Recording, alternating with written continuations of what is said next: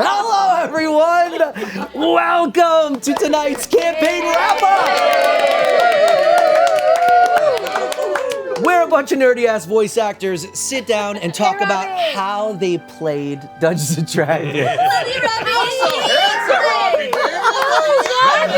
Oh, you can thank my mom. Before we get started tonight, we do have some announcements to get through, starting with our first sponsor, Suikoden, Sam! Suikoden 1 and 2 HD Remaster is a beautiful remaster of the classic JRPG video game, available now on PS4, PS5, Xbox Series X, Xbox One, Steam, and Nintendo Switch. Now, the thing is, I don't get to read ads on this set. Usually, we're stuck behind a table. So I thought I would use the space and send you out on a scavenger hunt. The rest of the ad is hidden somewhere on this set. Yes. And you have to follow the clues to find it. I don't want to be sitting next to him anymore. Yeah, this is live. Don't worry, I'm sure our cast will solve my clues in 10 to 20 minutes max. Okay, we don't have like an escape room. We don't have that kind of time. Like the crew will go into OT. Then we better get it going. Here's the first clue. Suikoden is a critically acclaimed RPG franchise, and the ad is hidden under another place that has 3 letters. Anyone? Your butt. Your Chair. ass. Shit, they actually solved it. Yeah.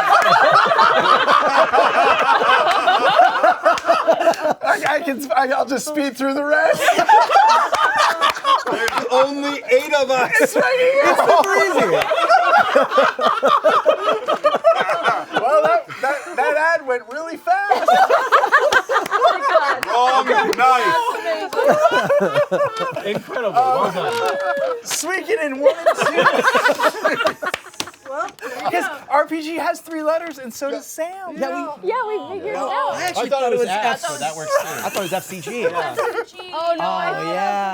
I thought it was butt, but you spelled it wrong. All of these are better than what I had planned. Suikoden 1 and 2 HD is out now.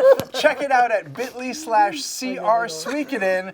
Thank you so much to Konami for sponsoring this episode. And now, Matt, back to you. But that's not. But that's what I wrote. Then we so wrote that- it. Hold on a second. Stop throwing it to me, because I'm throwing it to you. Our next sponsor is Chepaku. Chepaku. Bring your tabletop worlds to life. Look no further than Chepaku. Known for their stunning, imaginative maps from classic dungeon crawls to wild locations like kobold breweries and giant elder brains and all sorts of fun stuff. Chepaku has the perfect backdrops for your adventures.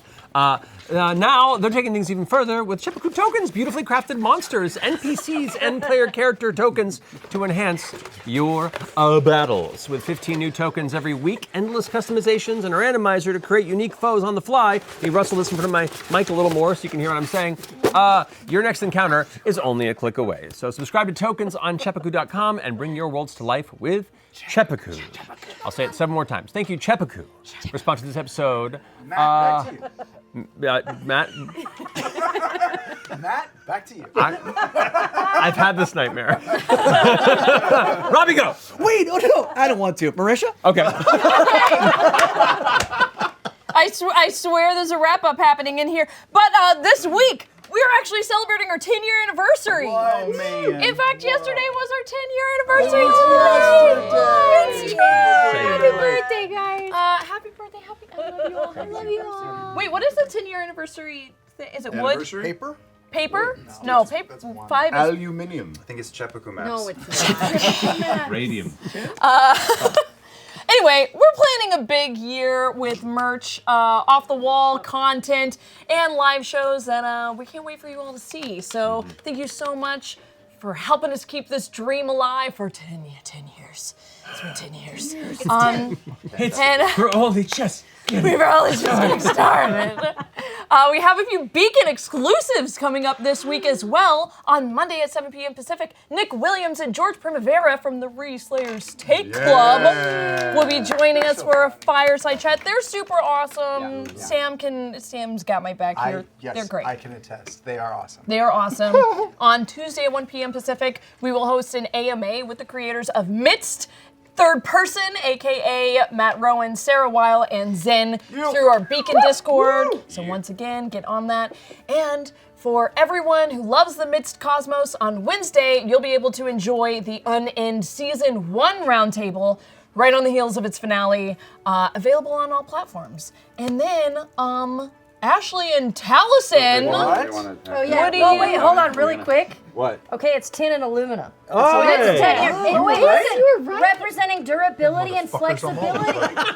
Durability and flexibility. I am not flexible, but apparently durable. Guys, I got Anyway. you some pepper. Yeah. Oh well. Honestly, fuck Yeah, should we roll for it? Yeah. Well, let's go. No, second vote. Here we go. So that means you have to do it. I do it. We recently announced our new show. We just announced our new podcast, Weird Kids, starring Ashley and Taliesin. That's right. Got that one done. Join us next Thursday at 7 p.m. Pacific for a live launch party. Oh no! Yes. What have I done? We're back again next week live. it's in your calendar. It's in the calendar. No, I know it's in. I knew can't this. read. I knew Everyone this. knows that. We'll share behind the scenes. I'm making this up, not the teleprompter. We'll share behind the scenes details about the making of the show and take questions from you, and we'll give you all a first look at Weird Kids. You do it, yeah. We want to celebrate this launch with Good lead. everyone. So the live stream will be available. The live stream will be available on Beacon, as well as Critical Role's Twitch and YouTube. The full first episode will also be available to everyone on Tuesday, March 25th, on all platforms. But afterward, new episodes will release every Tuesday exclusively on Beacon. Nice. Get in on Beacon. So get in on it. We have a good time. We have a great Anyway. time. It does look so pretty, Ashley. Thank you so much. The color Listen, is so I pretty. know I can't figure out what to do with the color now, you guys. The Fern is staring done. at the back, but Thank it's you. so beautiful. I dyed it red for Fern. Well, Fern's not done. Hey, Laura! Guess what, guys? There we are. Available now in all shops. That was actually pretty cool. It's a brand new red me dice bag of hoarding. Oh, it's too big to cup. Is it evil? This is for all of your evil dice. It's lined, it's pretty. Y'all, it's pretty. Pattern, art by Savannah Mayer. Inspired by our very favorite critter, Christina Ahrens. Thank you for designing those bags to begin with. This is our favorite critter. Well, she made a bag for me. Okay. Plus, guess what? Big words. That was a big word. In all of our shops, we have a free shipping promo going on right now. That's cool. Get a deal. And a big sale just this weekend on dice and accessories to help you fill up this awesome dice bag. Woo! And for your closet, oh, this is cool. Heroes and Villains. Nope, you scrolled too far. They made something. Heroes and Villains just released a new set of Mighty Nine apparel with a grungy look fit for all our misfits. That's right. Oh. Yeah, we did. Oh, shit. It's such a high chair. 90s are back. Gray and black. A lot of gray. Okay, look, we got some really cool t-shirts. They do such good work. Oh God, they're so These pretty. badass t-shirts. There's a really awesome cardigan. You've worn it. awesome. It's the Mighty Yeah, Nine yeah, cardigan. It's so cool. And then there's one that's like a jacket with Jester on the back. It's like super punk. It's super I like cool. how they just drew Ashley. Anyway, check it out. Heroesvillains.com. It's just you. I don't know what they're talking about, scrolling and teleprompters. I'm doing this all impromptu. And with that, let's dive into tonight's wrap-up of Critical Role Campaign 3.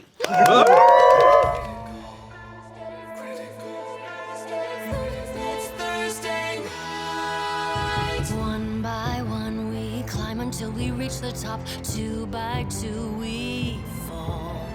Will we meet our end or meet our destiny? Hold your breath and roll. How do you want to do this? It's Thursday night. All ye critters, come join us. It's time to continue our flight. There is magic and mystery. Who knows what will happen? He might. But one thing's for sure, we never give up on the fight. From the healer to the renegade, we all share the same goal. adding more allies, taking more chances. Hold your breath and roll. You can certainly try. It's Thursday night. All ye critters, come join us. It's time to continue our flight. There is magic and mystery from darkness. Our friendship will rise. But one thing's for sure, we never give up on the fight. Oh, get ready. It's Thursday night.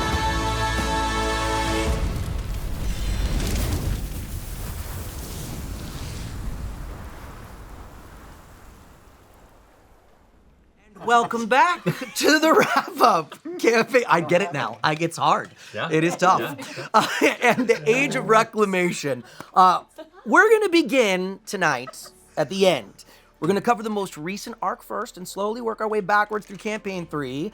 And here in this magical tome, it's a tablet, I have some questions for you all, written by the amazing Danny Carr.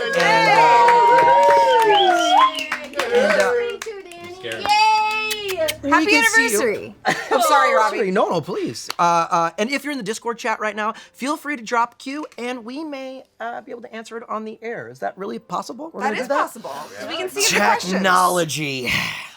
And so, let's begin. Welcome, everyone. We have a very first question, and it's not for all of you, it's for one specific person. My favorite of you. Just kidding. It's for Sam! Wow. I'm just kidding. That's how I'm really going to win you guys over in this interview process. I got it.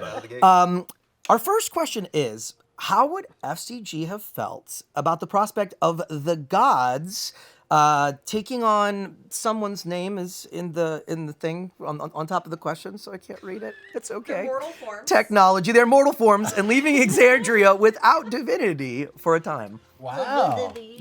Well, spoilers, FCG is dead. So, Hey, God. yeah, so wouldn't feel anything. But hypothetically, I think FCG would ultimately feel like that's the best way to get out of the pickle that we were in, which is sort of how I, Sam Riegel, also think about it. I liked seeing the gods up on their perch, and I'm going to miss them up there. But I also don't want to see them being chased around the galaxy. So what? You're just laughing at? It's just okay. Let's get this out of the way. Travis shaved his beard, guys. Chat, We know. We are aware. Okay. Hashtag we know. I came into Critical Role this way. I come out. It's also because of mocap. I hate it. So does my son. Explain. I shaved it down to just a mustache. Which was really fun. Which was fun. I was like a cop for a day. Yeah. And then he was like, I hate it, Daddy. And so I just shaved it for mocap. And every time I come in, he goes, throw it back.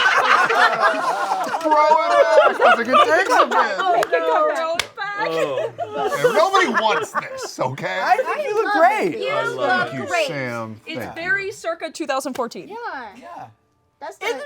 we're bringing it back around, right? You look like you're. Yes, full circle. It's a full circle situation, That's right. which is why it's happening again. That's right, thank you. I'm all for the mustache coming The back. mustache was great. Yeah, I like the mustache. Yeah, it was really fun. Yeah. What, I the liked it a lot. Just the mustache. Yeah. Just the mustache. It was I not, didn't. It's not We didn't good. I'm team flavor saver.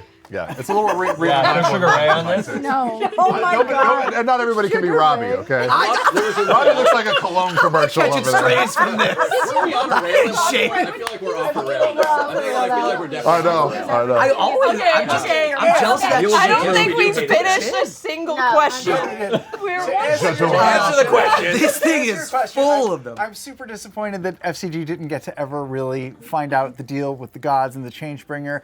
And maybe this would be good news because now FCG could find the Changebringer and have a lot of different questions answered. So ultimately, good news. Yeah. And also, good luck rushing Sigma Nu. Sigma Chi. Thank you very much. Oh my goodness. All right, our next question is for Matt. Everyone loves loot. Are there any other relics of the red solstice besides seedling? Does the Ring of Remembrance count? Oh yeah, the Ring of Remembrance. The Ring of Remembrance. Yeah. Ring of Remembrance was actually technically crafted during. No. That was some. Sorry, I'm trying to get. You're checking through it. I'm checking through my elements there. Yeah, I get it. No, That is hilarious. No, that was crafted. So that would be one of the solstice. Yeah, there are plenty of artifacts that were crafted in the area. Like I said, each era has its own artifacts that are distributed or crafted and then given that delineation for that time period. The vestiges were definitely the most prominent because they were required to be on a certain level of power, both from a divine scale and from competing arcana in the wake of the Age of Arcana.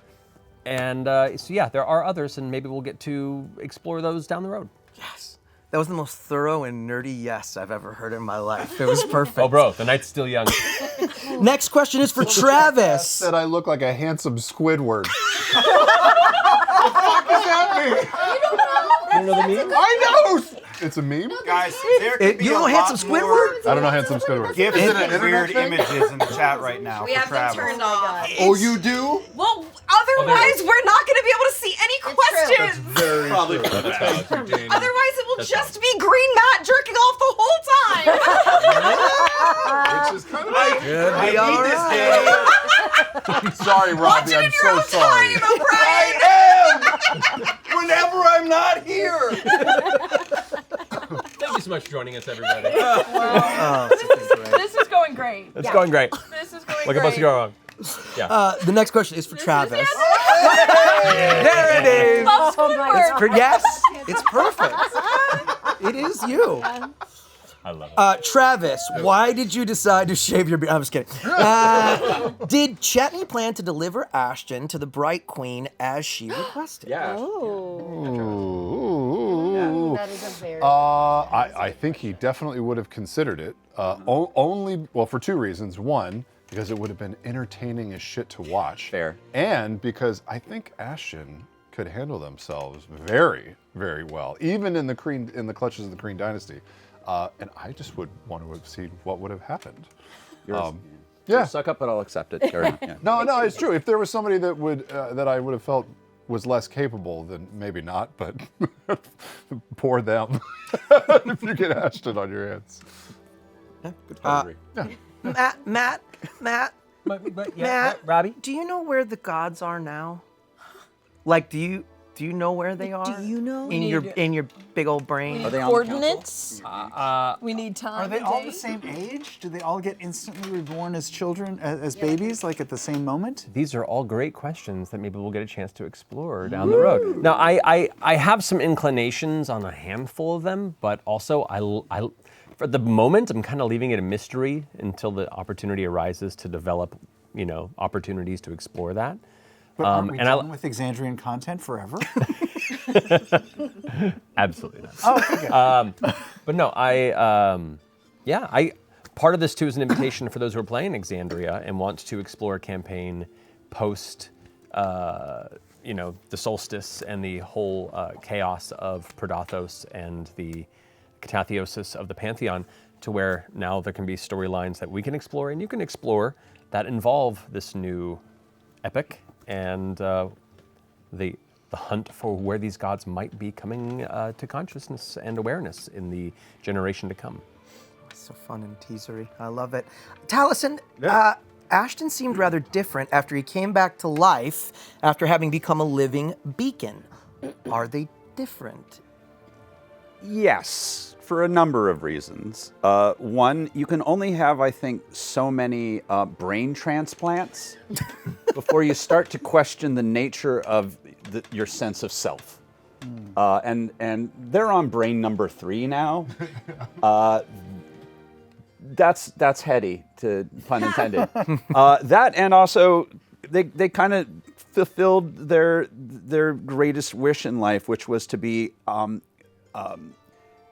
irritatingly heroic in a way that was just inconvenient and obnoxious. So there's kind of a lot of now what, and getting a sense of something that will actually bring some sense of pleasure and it was really, I think I'm going to go travel and find myself. So yeah, they're very different for a number of reasons. I think that Ashton and Kingsley should spend some time together. Both characters have had their snow globe shaken real hard.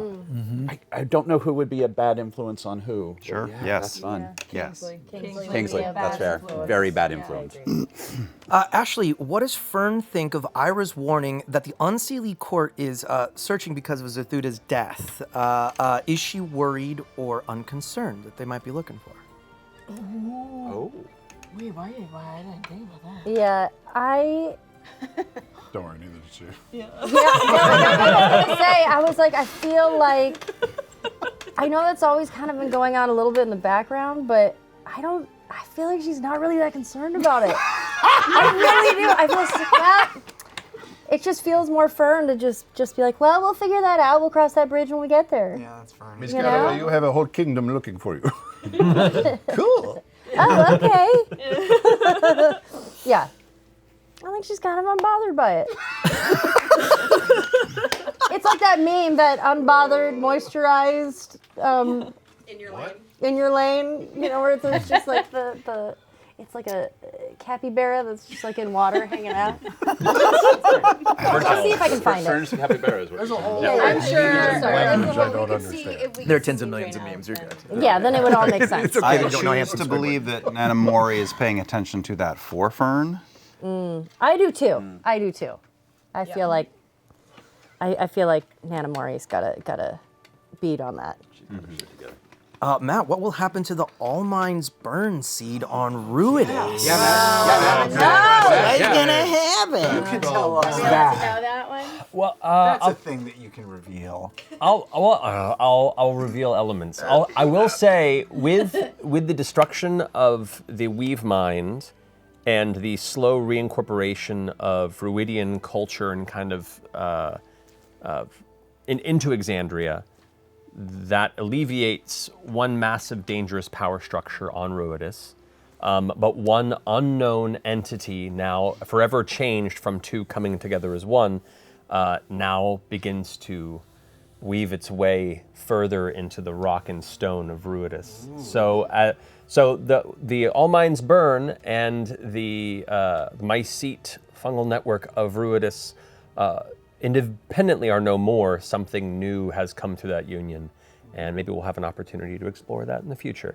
I know it's going to be an answer to a lot of things here, but intentionally there are threads that kind of, weren't part of the final dovetail of the main campaign arc that, were things maybe we get a chance to do down the road. I have a question going Yep. off of that. Yep. Were we supposed to do that like way sooner than when we did? That was originally my assumption.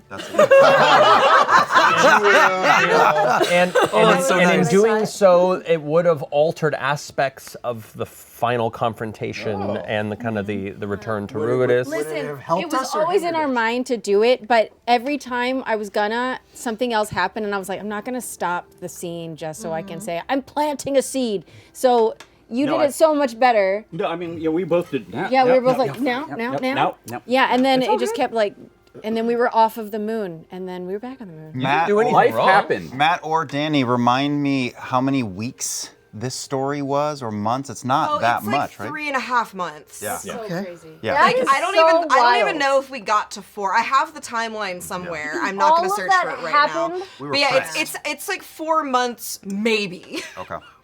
Sounds right. D&D. Wow. Action-packed adventurer's lifestyle. So, but it's gonna be a little sad if like we rescued all these people from one hive mind to just like throw another one in there and be like, deal with that now. On brand. Yeah. Yeah, they've got It's not experience controlling though, their so brain. yeah, they should be fine. Yeah. Taliesin, Caduceus asked Bell's Hells to be kind when they made their decision regarding Predathos. What does he think of the path they ultimately chose? I think he's pleased. I think he's. I think it is. I won't speak for Percy, but at least I can speak for like Ashton and Caduceus of like they were both. Yeah, Percy's answer is different though. Ashton and Caduceus have the same feeling of like this is the perfect outcome because it's kind to everybody. It's kind to the gods. It's kind to even the villainous gods and and it's kind to everybody. People who wanted the gods, people who wanted the gods gone. Everyone gets a little bit of what they want, and there's nothing more. That's so rare in life that it feels like everyone got a gift. Yeah, that would be it. Yeah. Everyone got a gift. There we are. That's a good answer. But finally, the kissy questions. This is what I've been waiting for. This is for Marisha and Liam. Is it enough for Keyleth and Vax to meet up every once in a while, or does that just make them miss each other even more? Oh, well, separation makes the heart go fonder and all that, over 30 years. Well, I imagine, though, you would have, an extended reprieve, right? Well, I don't know what it is, and I don't feel the urge to rush to, stamp what it is yet. One of the things I liked about the beautiful ending to Campaign 1 was it was a very poetic, soft, final note, and then it left it up to our imagination and our audience's imagination to wonder what that was like for Keyleth and moving forward from there. And similar to Matt, you saying who knows what we'll explore in different ways in the future. I don't know what we're gonna do for all of Exandria or for these two, but it's definitely an improvement than being dead. But I would rather you guys and we, at least right now, leave that up to our imagination. Yeah. I think. It definitely feels like a very adult relation, it's a working relationship. I'm very busy with my career, you're very busy with your career. Dead stuff. And we're gonna navigate that as we go. Dead stuff. What is your career now? Taking care of a baby. It's like finding the Dalai Lama every several decades, probably, looking for the matron, and with Morrigan sort of upholding whatever the new version of the matron's flock is, and getting to know his nieces and nephews, and eventually their kids, and I don't know. I don't wanna try to predict or carve out what we might see in some form someday. Wait, I forget. Do you have a long life like Keyleth now? That's a good question. That was part of the hope and intent for this. Was he continues to be the champion, much like how Pravon lived an extended life as part of that station. Until eventually he was slain in the Calamity. But in an odd way, this allows them to enjoy more time together in the theory than they would have otherwise. I also like the idea that, in the past, people said, well, Vax will show up and shuffle everyone off to the afterlife. I think that's still true, but he'll just be at the bedside beforehand, and then off they go. At the bedside. Yeah. Oh, fuck. Comes out again. Full circle. You're going to show up randomly at our beds at 3 a.m. going, it's time. Oh, God, now How many times has Vax appeared to Chetney? Not yet, you fucking bird. Motherfucker, I'm going to explode up out of your hot tub at just the right moment. That's how I'd want to go. Marisha and Matt, is Laudna truly free of Delilah now that she's trapped in her chest? And was it ever possible for the two of them to be completely separate?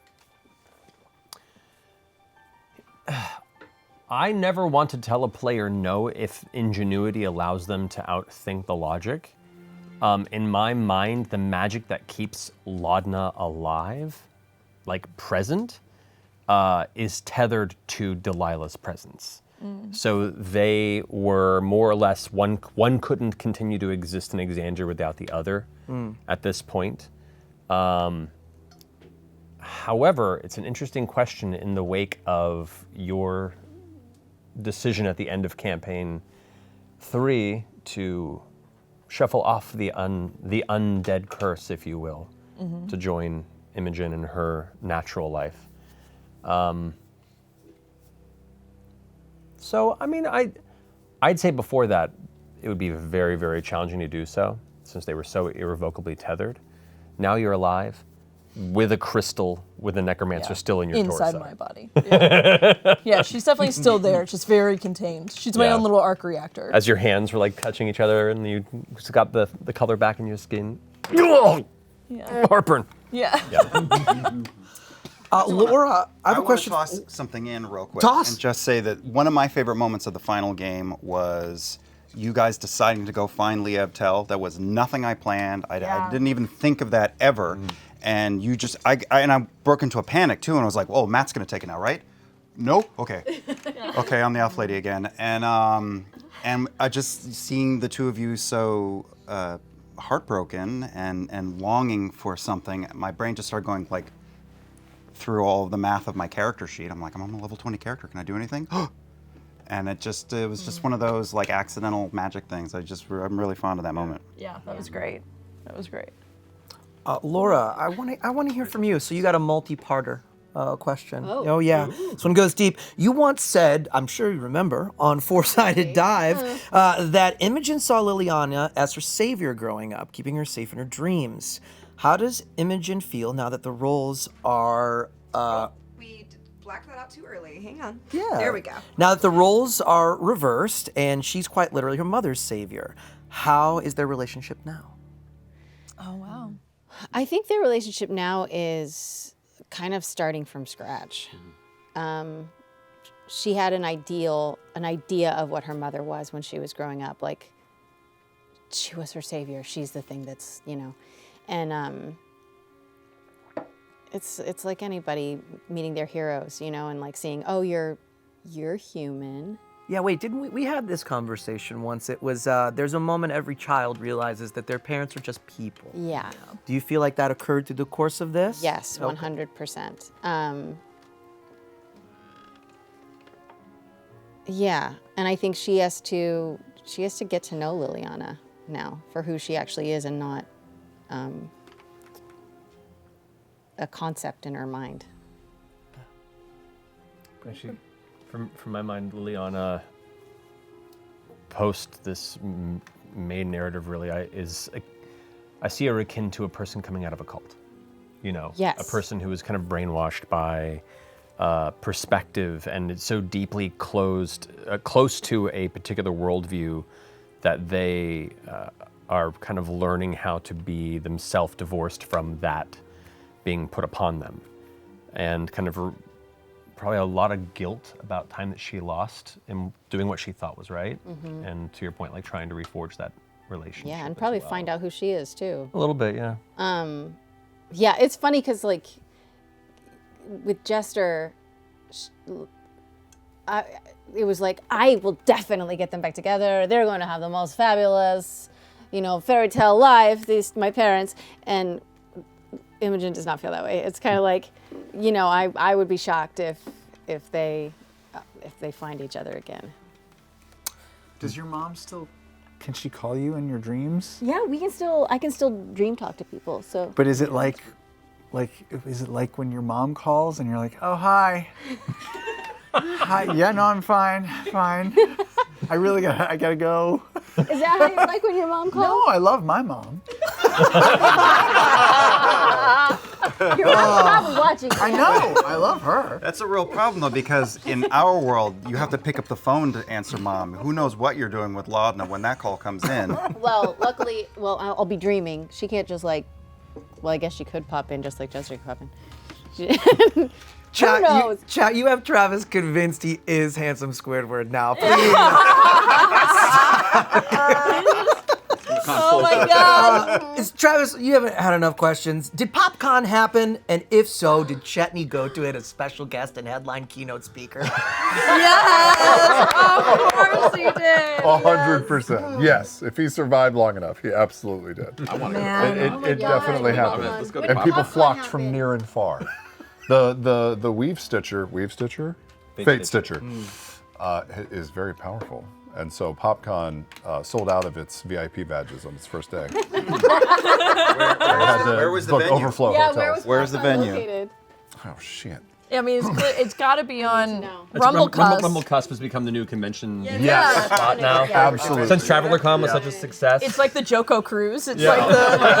I've heard it's gotten a little too corporate lately. Yeah, it's gotten too big. Well, we're no stranger to watching Matthew Mercer do one-man shows as multiple NPCs, but with Campaign 3 being Critical Role's first major crossover event, the cast also got a taste of what it's like to RP opposite yourself.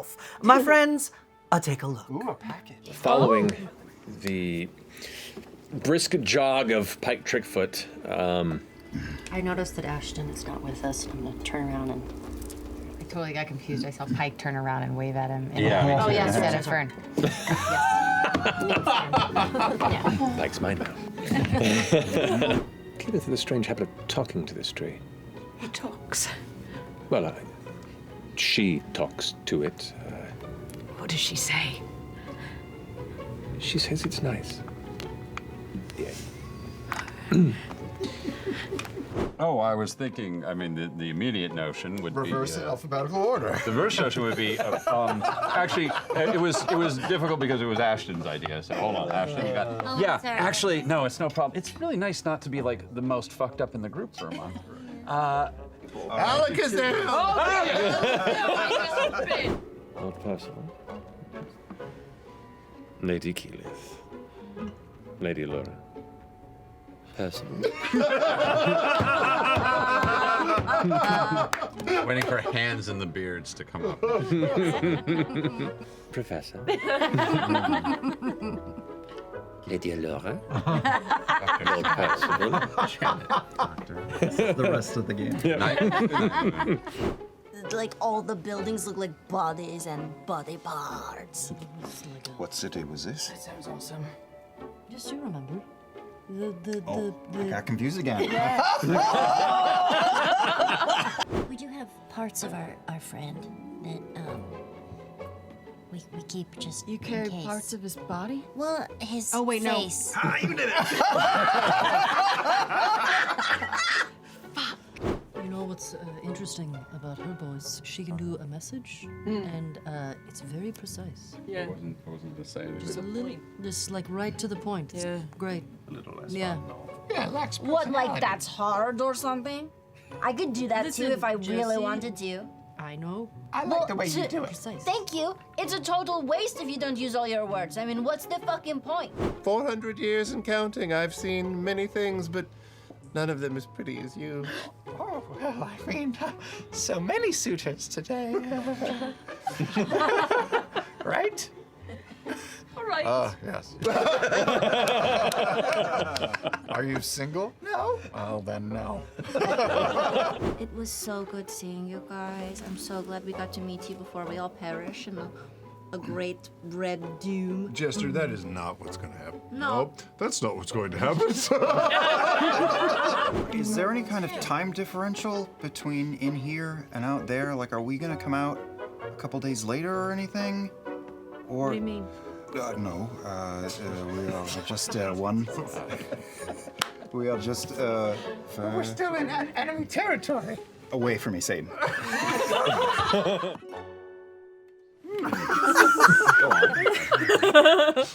Everything's going perfectly.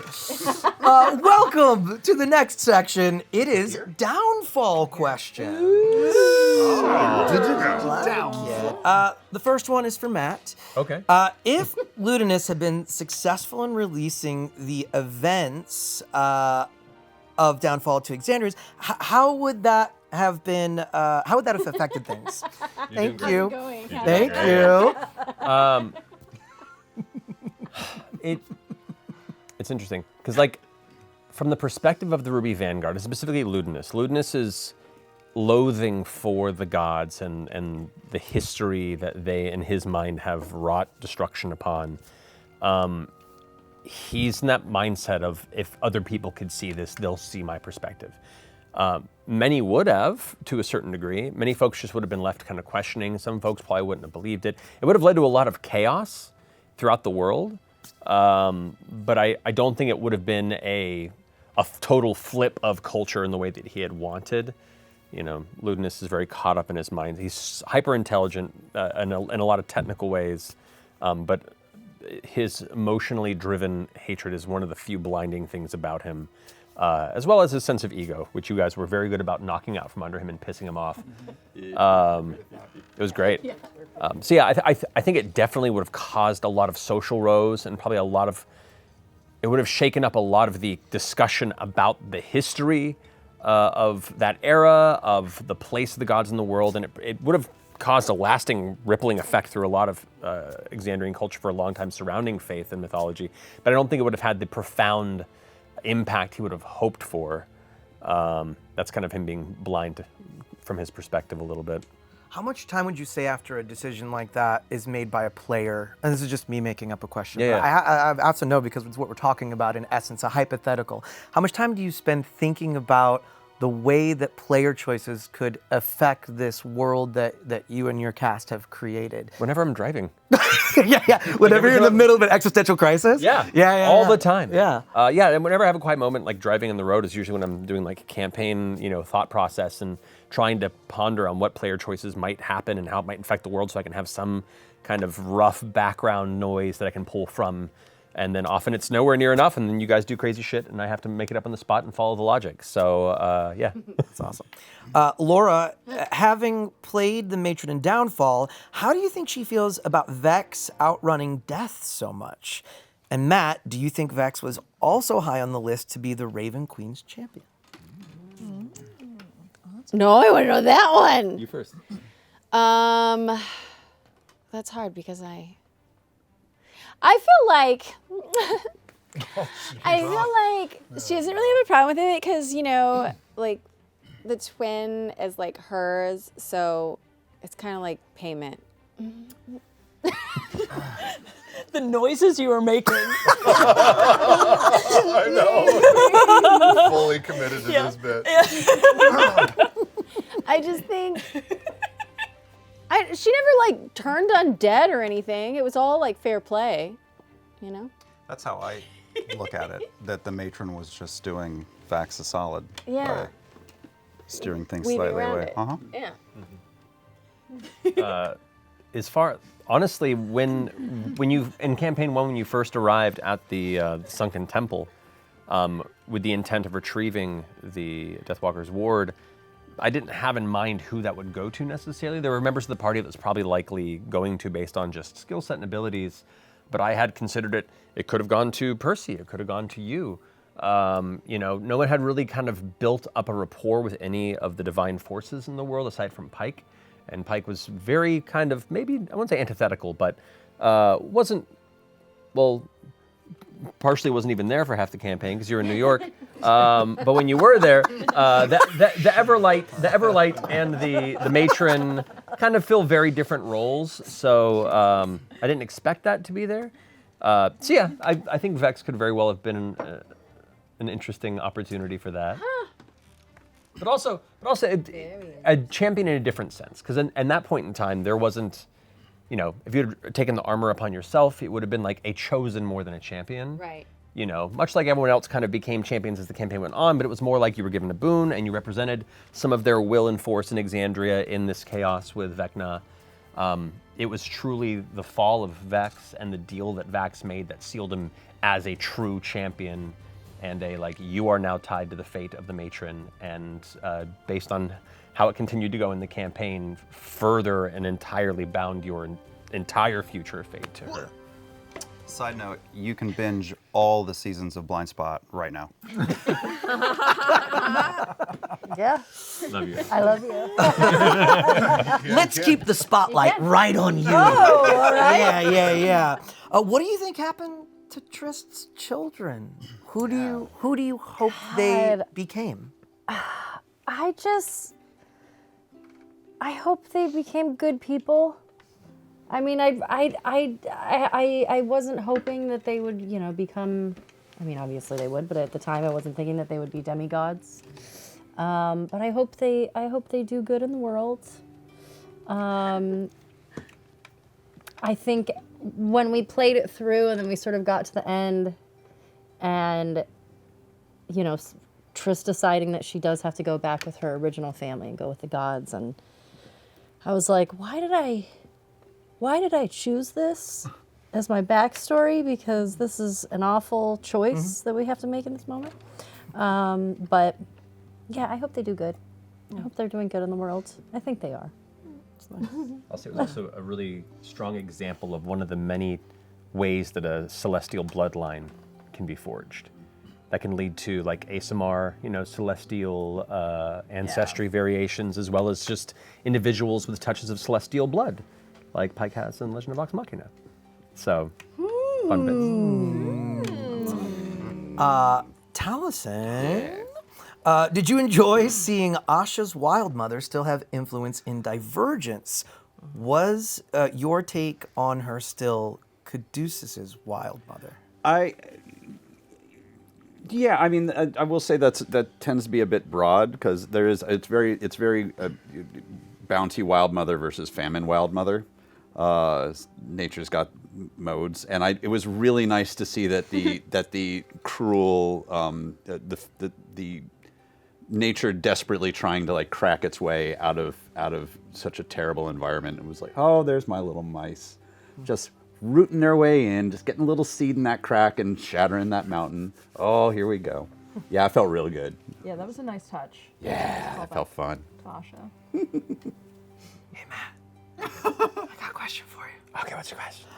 Did you and Brennan work together on the original names of the gods, and more, and the other name of the original god of death?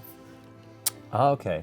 It's interesting. The original discussion for Tengar was to have the gods' names not be legible or recognizable by the audience. It was meant to be like their titles and names were intentionally beyond the concept of like a mortal mind to understand. And so as part of that ethereal space of Tengar, the names were more or less like whatever Brennan wanted to create because they were going to not matter in the final series. Unfortunately, I think the subtitles kind of undercut that when when the episode went up. So in my headcanon, those are the best approximations that a mortal mind can make, but their actual true names of that era themselves are beyond language and really concept, much like how the matron's true human name has been cast from memory and understanding. So that's how I consider it. But that was a moment. Remember when the entire audience thought that first like 10 minutes was going to be the entire run? Yep. Like, I can't do it. And I was like, I swear, just give it a second. Just wait. It was an artistic choice on our standpoint that I still stand by. Yeah. I think it was really, but I can see where it'd be hard if that was your assumption. That was the entire. They're like, run this of is series. it. We're not. This is just going to be weird orbs over people's mouths. They're trying to. I'm a talking ball of light. Yeah. Yep. So, my apologies. Look out, it's a rumpus. What happened to Hallis? That the sick little boy that Amira saved. Oh yeah, Hallis, not Halas. Halas. No, Halas was of another floating city. It's weird. Over history, people can have similar names. No, I envision that child. Yeah, it's weird. My next character is going to be named Jameson.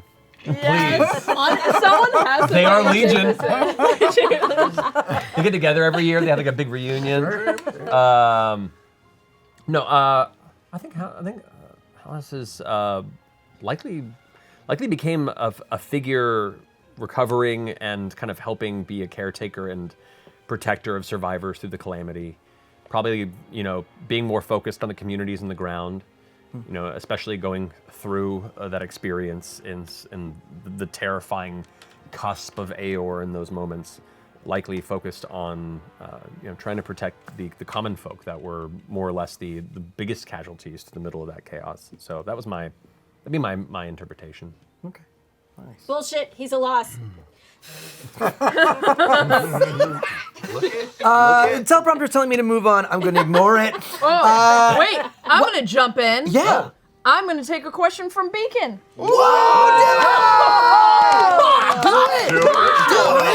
That's what it's for. I know, it's crazy. How can someone participate in that sort of Discord? Well, it's really great. You can actually you can subscribe to Beacon.tv right now if you want to participate in the live Discord chat that's happening. It's my only job. Right now, they're either all I've got one job. yeah, you're missing out on memes about Travis or people pumping us up. Senior moment. Okay, this one I've seen kind of a version of this a few times, but this is from that guy Dylan. It's for you, Sam. Okay. Hi. Reyes was brought into the campaign obviously very late. Would you have wanted to made his character this campaign or in another campaign because you didn't have a chance to expand on him as much as you would have, like in another campaign? Sorry. Get it together, Dylan. It's not so easy, is it?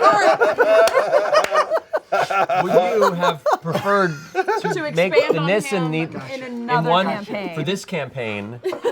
I'm sorry. Explain it. They did write the look. I'm trying to get through it. Thank you, Dylan, for that cohesive question. No, I think I certainly would have loved to do more Breas. I really like Breas as a character, but I don't feel like I missed out. He got a nice little arc, which is all you can really hope for with the character. And he got a big choice at the end, which is all you can really hope for a character. And he got to woo some people and do some evil and paint some paintings. And yeah, I would love to see more of him in the future. Yeah. But I don't regret not having him around for more. Yeah, I guess to the very wordy question that I was trying to get through. I will say this. You made him as a response for this campaign. I did, yes. We needed some God stuff. We needed some healing. Yeah. We needed some evil. I will say this though, and this is no slight against Matt. I feel like Breas had more questions answered than FCG did.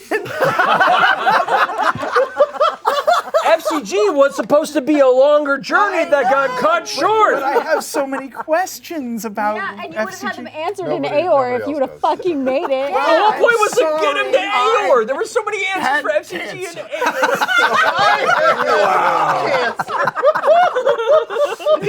You should be apologizing to us. Storyline dead. We'll take his hand, get it there. Oh yeah, we'll get it there at some point. Well, between Downfall and the origins of Ruidus and Chetney totally being Orum's biological father, Campaign 3 was full of Exandria-shaking revelations. Let's take a look at some of the most memorable. And as I walk, I look up at him and I say, "Boy, I bet you think you're real scary. You think Gurge has a gift." Wait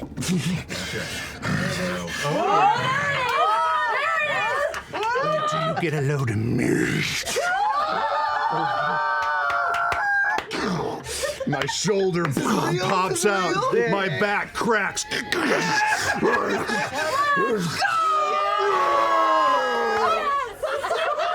Oh, yes! He's a tiny werewolf! He's a terrier!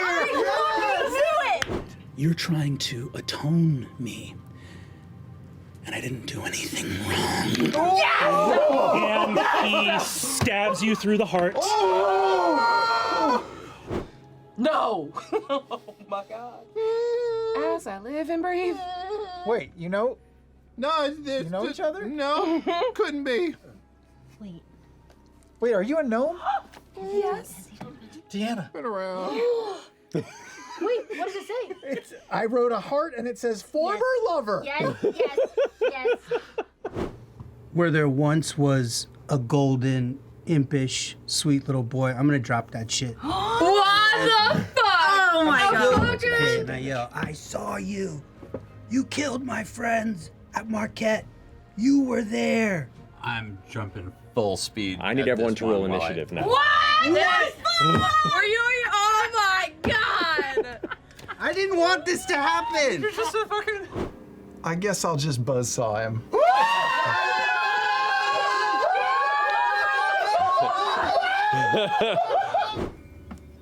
We're Bell's Hells. And don't you forget it. And I'm gonna keep walking out. Are we? And I run after her. This might be too forward, but do you remember much about the end? My parents thought that getting an invitation to the palace, to the castle, to meet the Lord and Lady Briarwood was a great boon.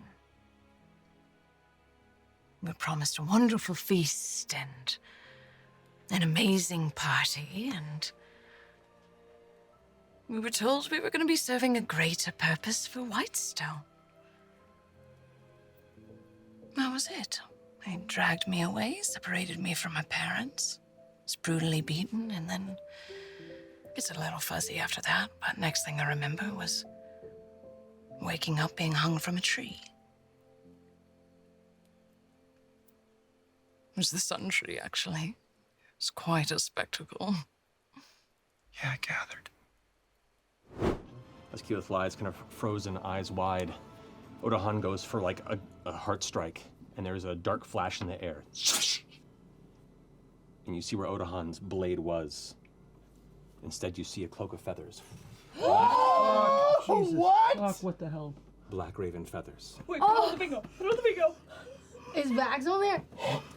You see a masked figure with long Shut the fuck up, man! Shut up! No fucking way! You cannot be serious! who is now standing over and protecting her body. Daggers in each hand.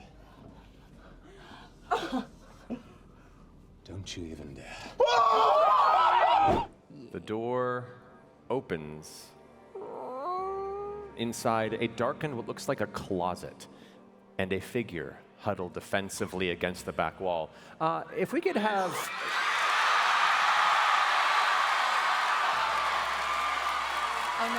If we could please have Sam Riegel come to the table.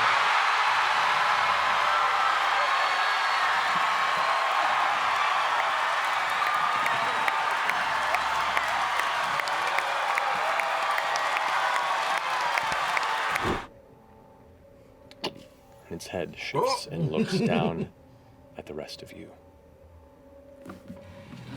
What's happening right now? No. No, no way. Oh. No fucking way. I think I know what's happening.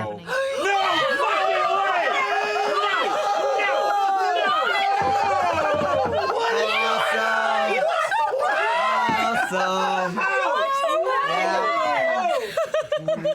You sneaky!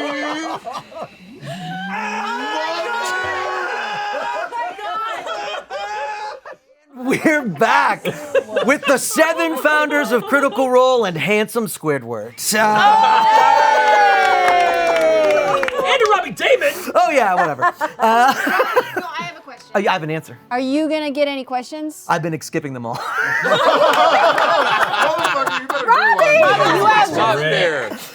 Wait, I've seen a bunch once again in our Discord about when you realized you had feelings for Orem. Mm-hmm. That's been spammed a few times. Who's running this show? Well, game recognizes game, motherfucker. All right, we'll ask the deep lore after that. When it's Liam O'Brien across the table from you, minute 1, baby. That's true, but to be fair, I was eyeing you all. Everyone's fair. We got a lot. Was there anyone else that Dorian had eyes for, because you hinted about it? Did Brace have a shot? In the first You just in the looked first at 4 Chet SD. very quickly. Who was it? Who was it? Everybody. I know that's a cop-out answer, but I was like, I'm gonna get one of you, but you can't run from your true love. I wonder No. if Dorian saw the porn they shot.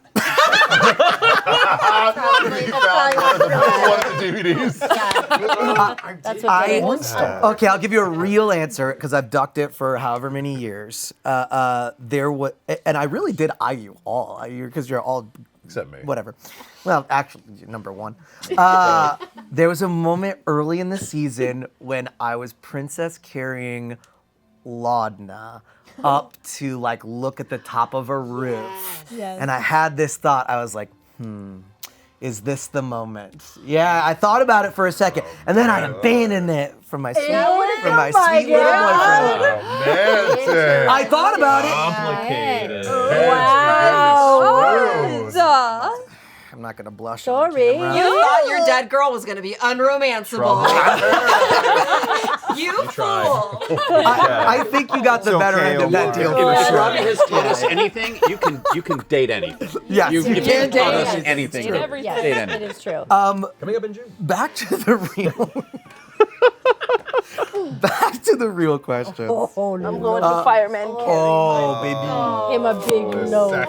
What a baby. Yeah, him a big loaf. Matt, Yes. what would have happened if Imogen had given in to Predathos earlier on or on Ruidus? Yes.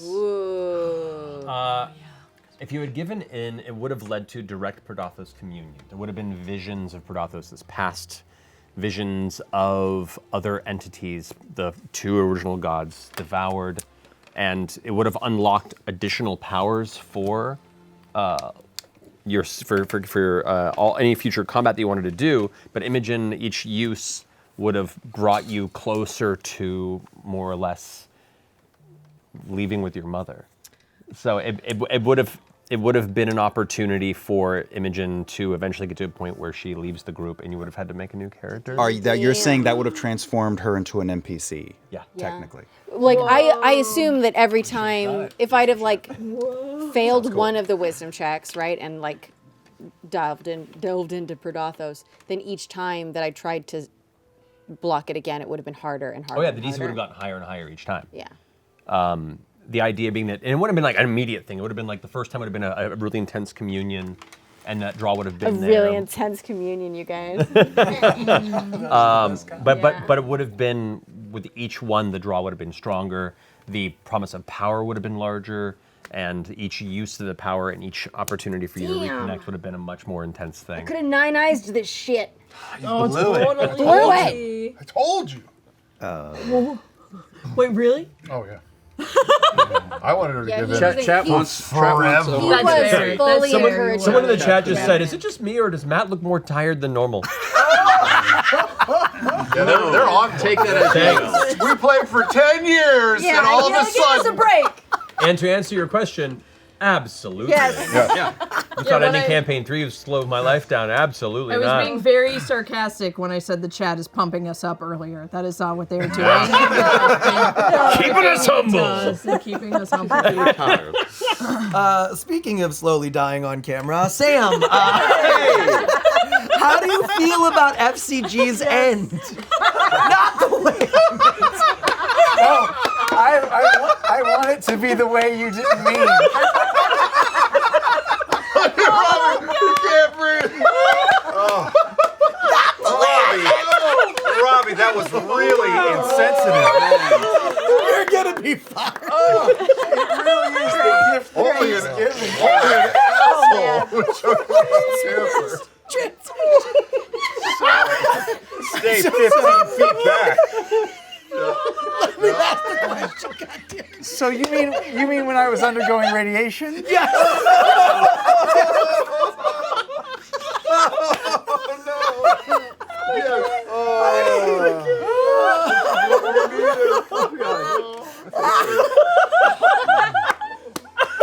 I love it. God, Yeah, don't worry, we'll edit this out. We'll edit this out. No one will see Don't this. go live anymore. Listen, the truth is we're all slowly dying. No one makes it out alive. It's truth. It's truth. How do you look at me? How do I feel about FCG's end? I got a full-on question. Okay. How do you feel about FCG's end? Yes. Were you hoping for a way to save them, or are you happy and wanting them to sacrifice themselves? And would FCG even want to be revived? There's so many questions. Yeah. First of all, very pleased with my end. It meant something. It made a difference. It was I thought a pretty nice moment. I am pissed as a character that I didn't get the answers that I wanted, and I hope that right now, after I'm done talking, Matt answers them for me. I don't think that FCG would want to be resurrected. No, they did their thing, and they're done. That's it. I think death's okay. And you had kind of chatted to us or me or whatever about. I have this like vague memory of you being like, I don't want to be brought back, right? Yeah. Like that was how you felt when after it happened. For sure. Also, makes it a little bit more meaningful, but also, I told that story. It had an end. There's no reason to dig it back up again. Yeah. I also love the idea that, like, after searching for the possibility of having a soul and the question of FCG's Got an own like answer. got the realist answer, which is an afterlife and a purpose beyond that. Under the path of the Changebringer. But is the Changebringer cool or not? You were giving me all these mixed signals. Changebringer changes from moment to moment. No, Changebringer's awesome, but Change. She was being wishy-washy intentionally sometimes. Why? Because it's one thing to be told the path to walk; it's another to walk the path and then find your way how you're supposed to. Fucking A, fucking A. And then, Dick. Tell me. Nice, get him. Tell me this. What would I have learned if I went to see Divergence? Well, that is a great segue. You don't even have the questions. What do you think would have happened if FCG had visited Aor and had he met up with the Divergence? I feel like that's cheating. Divergence, one, would have had the capability of upgrading elements of FCG. You're missing this. With other Sorry, I think Omar farted. Other- You think? We had to confirm. We were like, was That was me. We were like, was it? Was it like nose and tongue and? Upgraded. So Sorry. upgraded like Sorry. with a Okay. tongue and legs, or upgraded like laser beams. They would have made those little flappy feet real. Divergence does not have a tongue. Damn it. Don't all Has he been Aormatons? gathering other parts? Like, Next question. what does he do if he finds other Aormatons? Like, Well, no, because We did not all Aormatons, that were found were repairable, and so Divergence sometimes cobbles them together, sometimes builds new ones from what can be located, and Divergence more or less is trying to restart the Aormaton people, with not locked into the memories of the past, in the hopes that they can forge a new future without like the weight of Aor behind them. So Divergence is more or less trying to be a soft messiah for the Aorian people from the background. You get a little bit of that in Reslayer's Take, actually. There's a fun little interaction in that series with Divergence specifically. But with that, Divergence may have given FCG a little more context to what Aor meant and what their purpose was and the challenges they had in Aoran society. Robot? Yeah, and would have said to go to Aor to find the true answers, because only there you would have found. And in Aor, you would have had more memories come up of like what you were built for. The care and the culling was specifically Aormatons designed as like aid helpers and supportive like care workers. And you were a part of a group of this sort of particular group designed to be given as gifts to diplomatic allies to Aor that were more or less sleeper cells that would be signaled to then turn on their gifters. Yeah.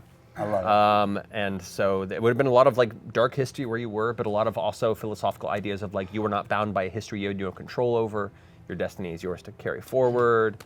A lot of fun. Good messages. Is there a place in Aor buried deep where there's a whole bank of fresh cut grass models and you're all networked? Like, wow. And you set off the memory like Luda? Whoa. Maybe we could turn you on somewhere else. You can always turn me on somewhere else. Heat it up. The chat is out for the guys, by the way, because I saw a comment that said, Laura, your makeup looks so lovely tonight. And then I saw a follow-up that said, Liam looks like he's being tortured. I haven't changed in 10 years. I don't know what the guys did, but we're fucking high value targets. Not to give a little peek behind the curtain. We're all wearing makeup right now. So we just look extra shitty so much that it shines through the makeup. Sam, I really want to stay focused on you. Okay, great.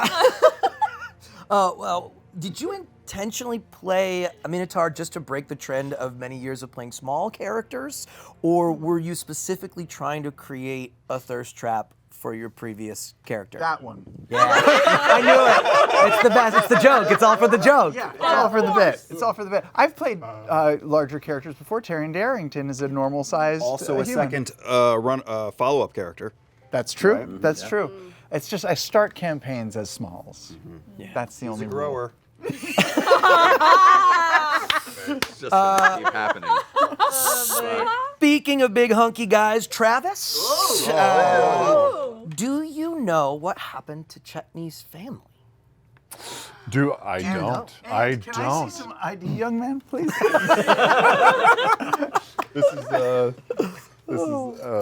no alcohol. Non-alcoholic. By the way, it says Taliesin isn't catching any hate at all, which I think we just have to recognize.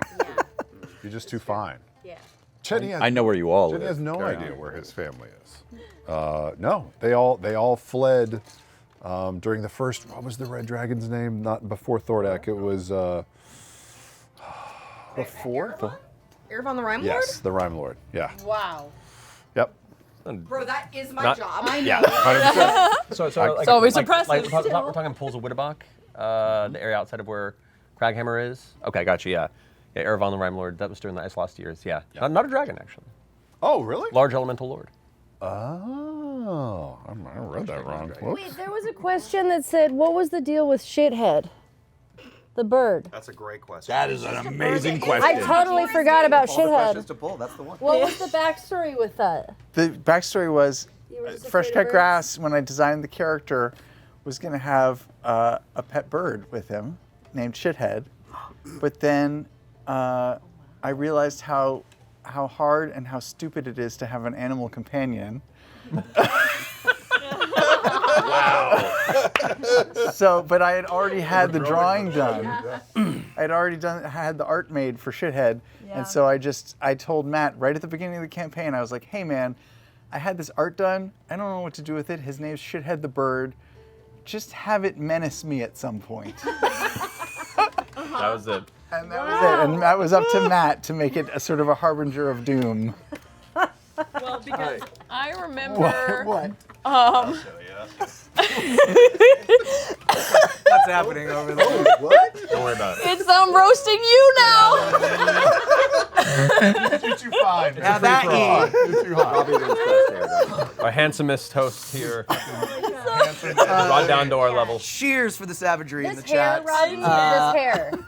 You have such good hair. I'm gonna immediately throw away from the compliments. Yes, From tankard to a flask, then a gas can, and eventually an infernal Stanley Cup, which is just a normal Stanley Cup.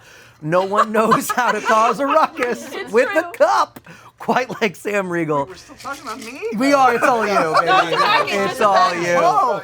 And here is 2.5 minutes of proof. Woo! We get a My name is Sir Bertrand Bell. It's a pleasure to meet all of you. You're a knight? Are you a noble? Not a noble. A knight is generous.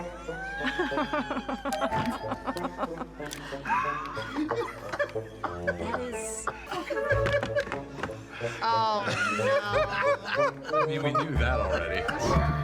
You know, things happen when you come and go from there. You know, years have gone by, and it only feels like a couple minutes for you. Oh my god. It's pressed like a dark leather. It looks almost like a heavy, almost oni brow with these horns that curve up. Oh wow. Got my mask ready. What? What? That is amazing. It's my human skin mask. First, I'm gonna cast Yassify. Oh no! My god. First, I'm gonna cast Yassify. Already tired of Oh, 26. Oh my fucking God. Oh my. Oh no! There are a number of folks rushing around in similar kind of robes that are. Oh my god. Okay. Wow. Okay. I just finished baking a bundt cake. I can give you guys a bundt cake. You've been baking butts? No. Oh Here, no. I've got. Oh shit! It fell. Go ahead and eat it, Emily. Show it to the outside. Hey, Emily. On this side of the table. It's bad here. I'm gonna do it. Why? With my special rolling device. It's also a dice tower. What? 6. Seeing all of this action, I have to take a sip from my Stanley Cup. Ew! Gross! That's amazing. Yeah! It's like the mushroom. Okay. You did good. That creamy. I think instead of the flask, I think you now need the fan and just need to. We're back. That was the softest entry. You let me get away with that? Yeah. Oh, thanks, team. Everyone gets It's time for questions. Oh, better. Yeah. Race to the moon. All of these start with you. Why? It's just the way it is. Okay, let's go. You're my world. I do like this question quite a bit. Was Maury's deal with Orem always meant to be a fake out, or did you plan to follow up on it, but plans changed during the game as it progressed? I look that tired. No, I'm kidding. You look great. I'm kidding. No, I really like your haircut, Matt. thank you. And I wanted to have like an end of C3 and Divergence kind of connotation, cleansing to back in the day when we first started. Kind of like a bookend. I know, it is a lot of freshly shorn. Back to the question at hand. No, it was funny because thinking from the mindset of Morgan during that time of the Fate Stitcher, in those moments, like her beloved, adopted granddaughter essentially, and her compatriots were going to be leaving for a dangerous mission that'll have impact on the realms beyond, including the Fey realm and the space where she has interest over Fate. And Orem comes to her saying, I request a boon to keep us and your sweet Fern safe. In which in her mind, she's like, of course, I'll give you a boon. It's like, and in return, I offer my fealty to you unending. And she's like, great, I'll take it. He's like, however, you must promise that we all come back alive. And she's like, I can't promise that. You're going to the moon. You're going so far beyond my ability to control that, but sure, I was gonna give it to you anyway. So like in the moment, it was like, sure, if you want to make the deal, because if you all come back alive, I get someone bound to me at practically no work from her standpoint. But she's not gonna tell you that. She's gonna let him believe that and worry about it. Because like in my head, I was like, she's willing to make a wheel and deal here if he wants to bring it. And the more it kind of began to form, she's like, this ask is a little beyond my ability on where you're going. But I'm not going to correct anything. In the off chance that everything goes perfectly and I get a free servant out of this, I'm going to let it ride. And so when it finally came down to that moment of conflict, it was like, yeah, no, you're good. Your friend died, so technically our contract's broken. Sorry. I bet that one of our players would die, so thank you for eating shit. I will always eat shit for you. What are you doing after this? Follow up. Did Nana make the sea poppers, or did they exist before Chetney's deal? Yes. Yes. Yeah, Right. right. You also chicken or the egg? You don't have to really. No, he does. Did it reconfigure Caleb's upbringing, or did little Bren had he always fallen in love with those toys on his scarce trips to Rex Syndrome? So the best that I could convey this to all of you. This is important. This is Here's important. the multiverse. Take your time with this. Yes. This is the real minutia we need. Whatever you say, we'll be This is the canon. glue. Piece it all together. These crafted eggs My ass and eggs. such fine woodwork has always existed in Exandria.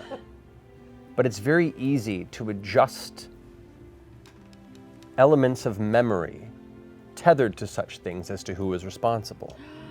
You didn't even make the wood eggs, but you have one up your butt? Or maybe he did. You don't know. Oh. Chet. Even Chet thinks he made the wood eggs. Tell me this.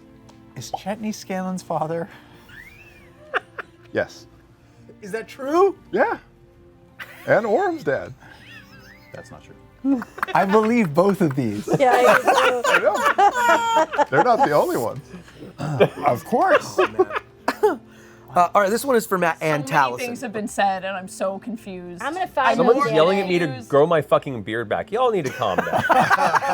I'm a human being. They just, and a deeply they just want you to grow tired it so one. you can donate it to Travis. That's true, yeah. Beard donor. So wait, is he a fraud? No. I'm not confirming anything. I'm just I am saying a in the legit toy logistics of it. maker. He has made all kinds of stuff in history. It's true. Does he know if he made the eggs or not? I made the eggs. Yes, of course. I made all these toys. You remember? They suddenly got much, much better, I think. And much after more the deal. expensive, am I right? I'm to help clarify from my standpoint here, there are some elements of history that are fun for me to answer and confirm, and there are some that are fun to raise more questions about it and leave it there. I made a series of eggs along with a litany of other toys after the Nanamori stuff. The toys got much more intricate, like much more complicated Got than it. they previously were. But the originals are still fucking highly sought after. Okay? But wait, so the eggs all of the eggs you made after you made them? no. He had made them before. You'd made them before, okay. I only made 2 after the deal. Did Chetney carve the interrogation chair from Campaign 2? Yes. Yes, that was in No canon. wonder it I had saw so much that. weight to it. It was extremely ominous. Just check under the leg. Beautiful. Someone said that was the reason to give Nana a tiki bar. I'm pretty sure that was just from discussing a little bit with you with what your home was I think about. so. Yeah, we just discussed it. It had to have tiki? You were just like, It had to have tiki Yeah, bar. it just It feels a fun thing to give a hag in the a middle. great of the little, thing. yeah. I Fun just vibe. wanted it to have a fun house. Who doesn't want a tiki? You guys have a tiki bar, don't you? You do have a tiki bar? It's like inspired by home life. I mean, you instantly know the vibe when you walk in and you see a tiki bar. That's true. You're like, all right, we're down. They have a tiki You bar. really do. You really do. You know you're gonna have It's a a good snap time. judgment. Most of it good. Yeah. Yeah, they're a Most of mess. it good. But you know you're gonna have a probably good drink. Not for sure, but It's gonna be sweet. That's all we know. It's gonna be sweet. All right, next question. Yeah, Ashley, does Fern have any worries about Tevin Klask and the Lord of the Hells? What they have in store for their future? Not For her at all. future? No, does not care. No, I really think, I don't. I think she just. Every Fern answer Yeah. is like, nah, down for the fucking ride. I mean, I think if there was worry there, she wouldn't have done it. Yeah. You know, and it's just kind of like, well, let's just see what happens. Yeah. I will. She's You gotta, know? she's Tevin gotta get wrapped on around that. her finger according to a certain book. burned on her hand. I mean, you know, we'll see how that maybe one day pans out. But Oh, I very much have interest in a future Fern-centric Bell's Hells game. really? That where a lot of these might come into play. It has Moving on. Too much to then take a sidetrack in the middle of our finale, but definitely something to explore Yes. in a post post some, Catatheosis like- era. I did have A really moments hot devil. during the game where I was like, maybe we should go talk to Asmodeus and try to Buddy up. buddy up, or I don't know. I was like, there was so many possibilities of using that sort of relationship, but I don't think she has a care in the world about it. Okay. I really don't. I have a pitch. Okay. I have a pitch for a Okay. future one shot. Great. It's like Fern, but like Love Island, or like The Ultimatum or something. That's Where right, it's number her- 2. Yes, Elevator yes. pitch. Where Wait, it's she's a it's- host or she's the bachelorette? She's the bachelorette. Okay. She's the bachelorette, and you have Ashen, you have Chetney, You have Tevin. Brayus. You have Tevin. You have the ghost pirate that you snuggle. Yeah! Hot pirate. You have all these people that you like gotta figure it Go out. on dates with and and you stuff? go on dates with, and it's like redo it reality show We style. could do it like Marvel's Secret War, where we're just all stuck there and we can't leave under threat of death. Like it is just under penalty of death. We have to be there and compete. If we were to spend 3 weeks together in the 9 house, how hot would it get? Those kind of questions. I love it. I wanted it So, for you live in the 9 house. What would we do for a first date? Perfect. Dead pirate. I love it. Which would be the first bone you would show me? Hey, dead pirate got a girlfriend. Oh, well. Yeah, but I saw the tiki bar on his boat, so.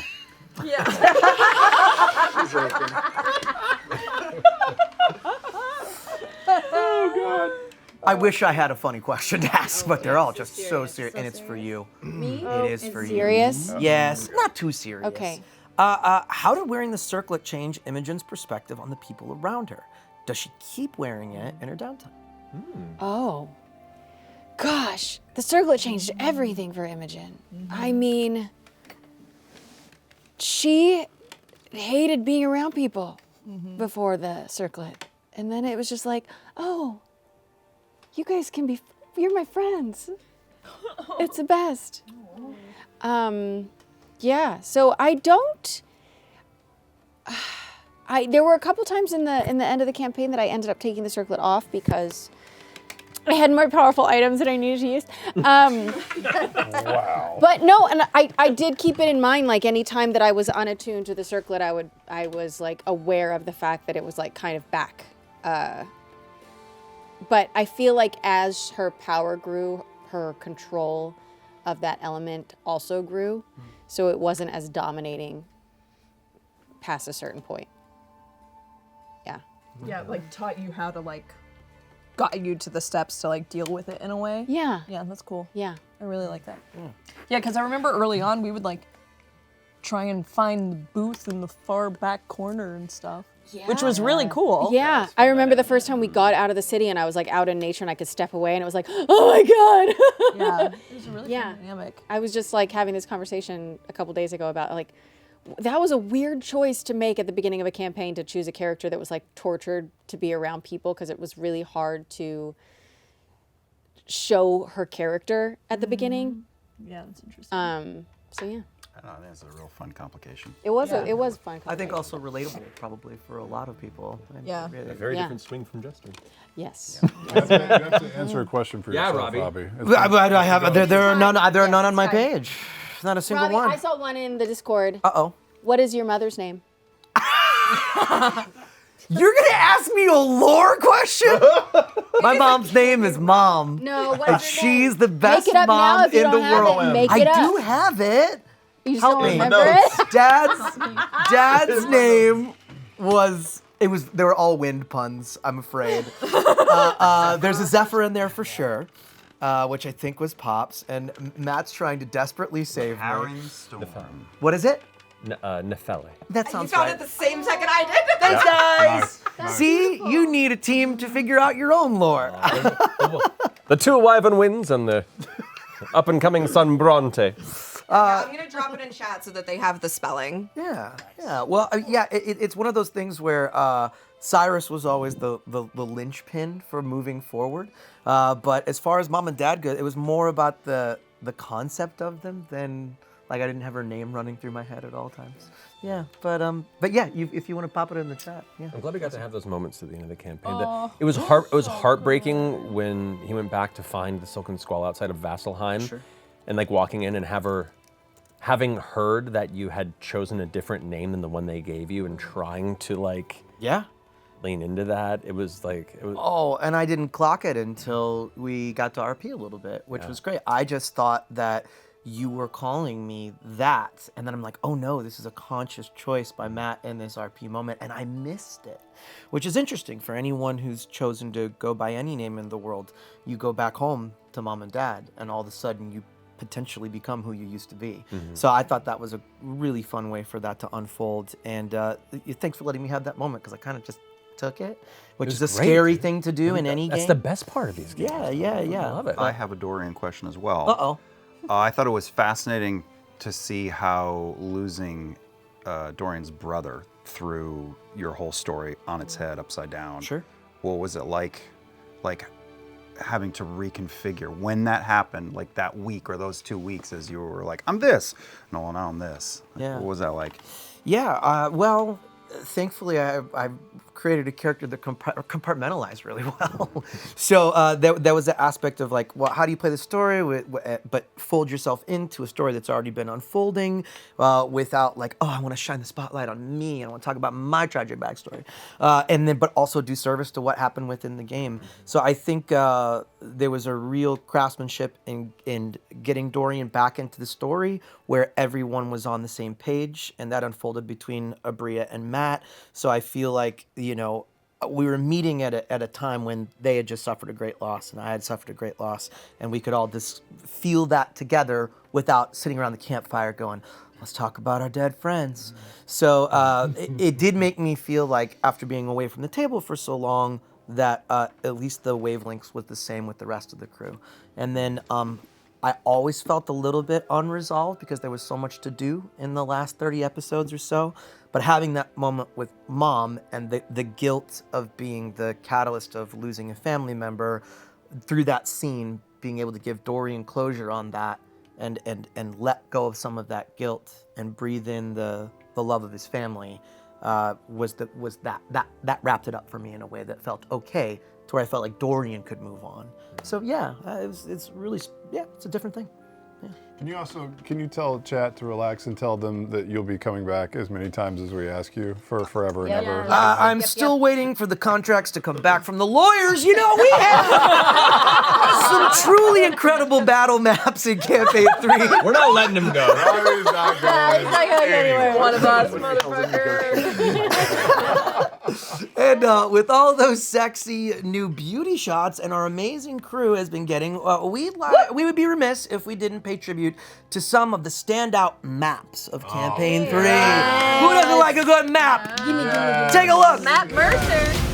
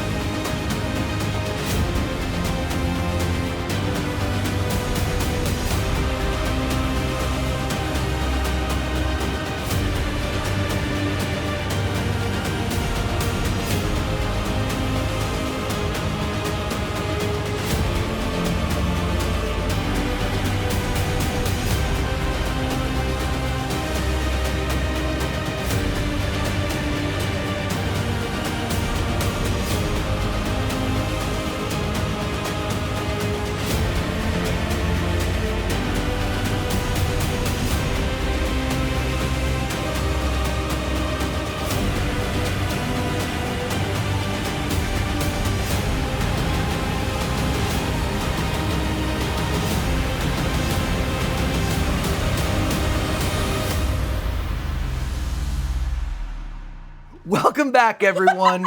Here's the deal. I'm about to say a bunch of names, and everyone's name who I say are incredibly talented. This is a shout out to our amazing crew behind our miniatures.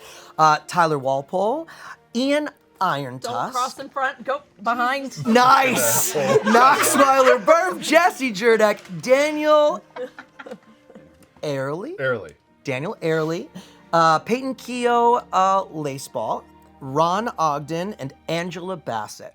Yes, that Angela Bassett. No. No, not that Angela Bassett. This one goes by DM_Ophelia on IG. But seriously, though, could you imagine? Sorry, I did that. I did that. I don't know what I was thinking. I thought my mic pack was falling off. I just touched your butt with my foot. I'm sorry.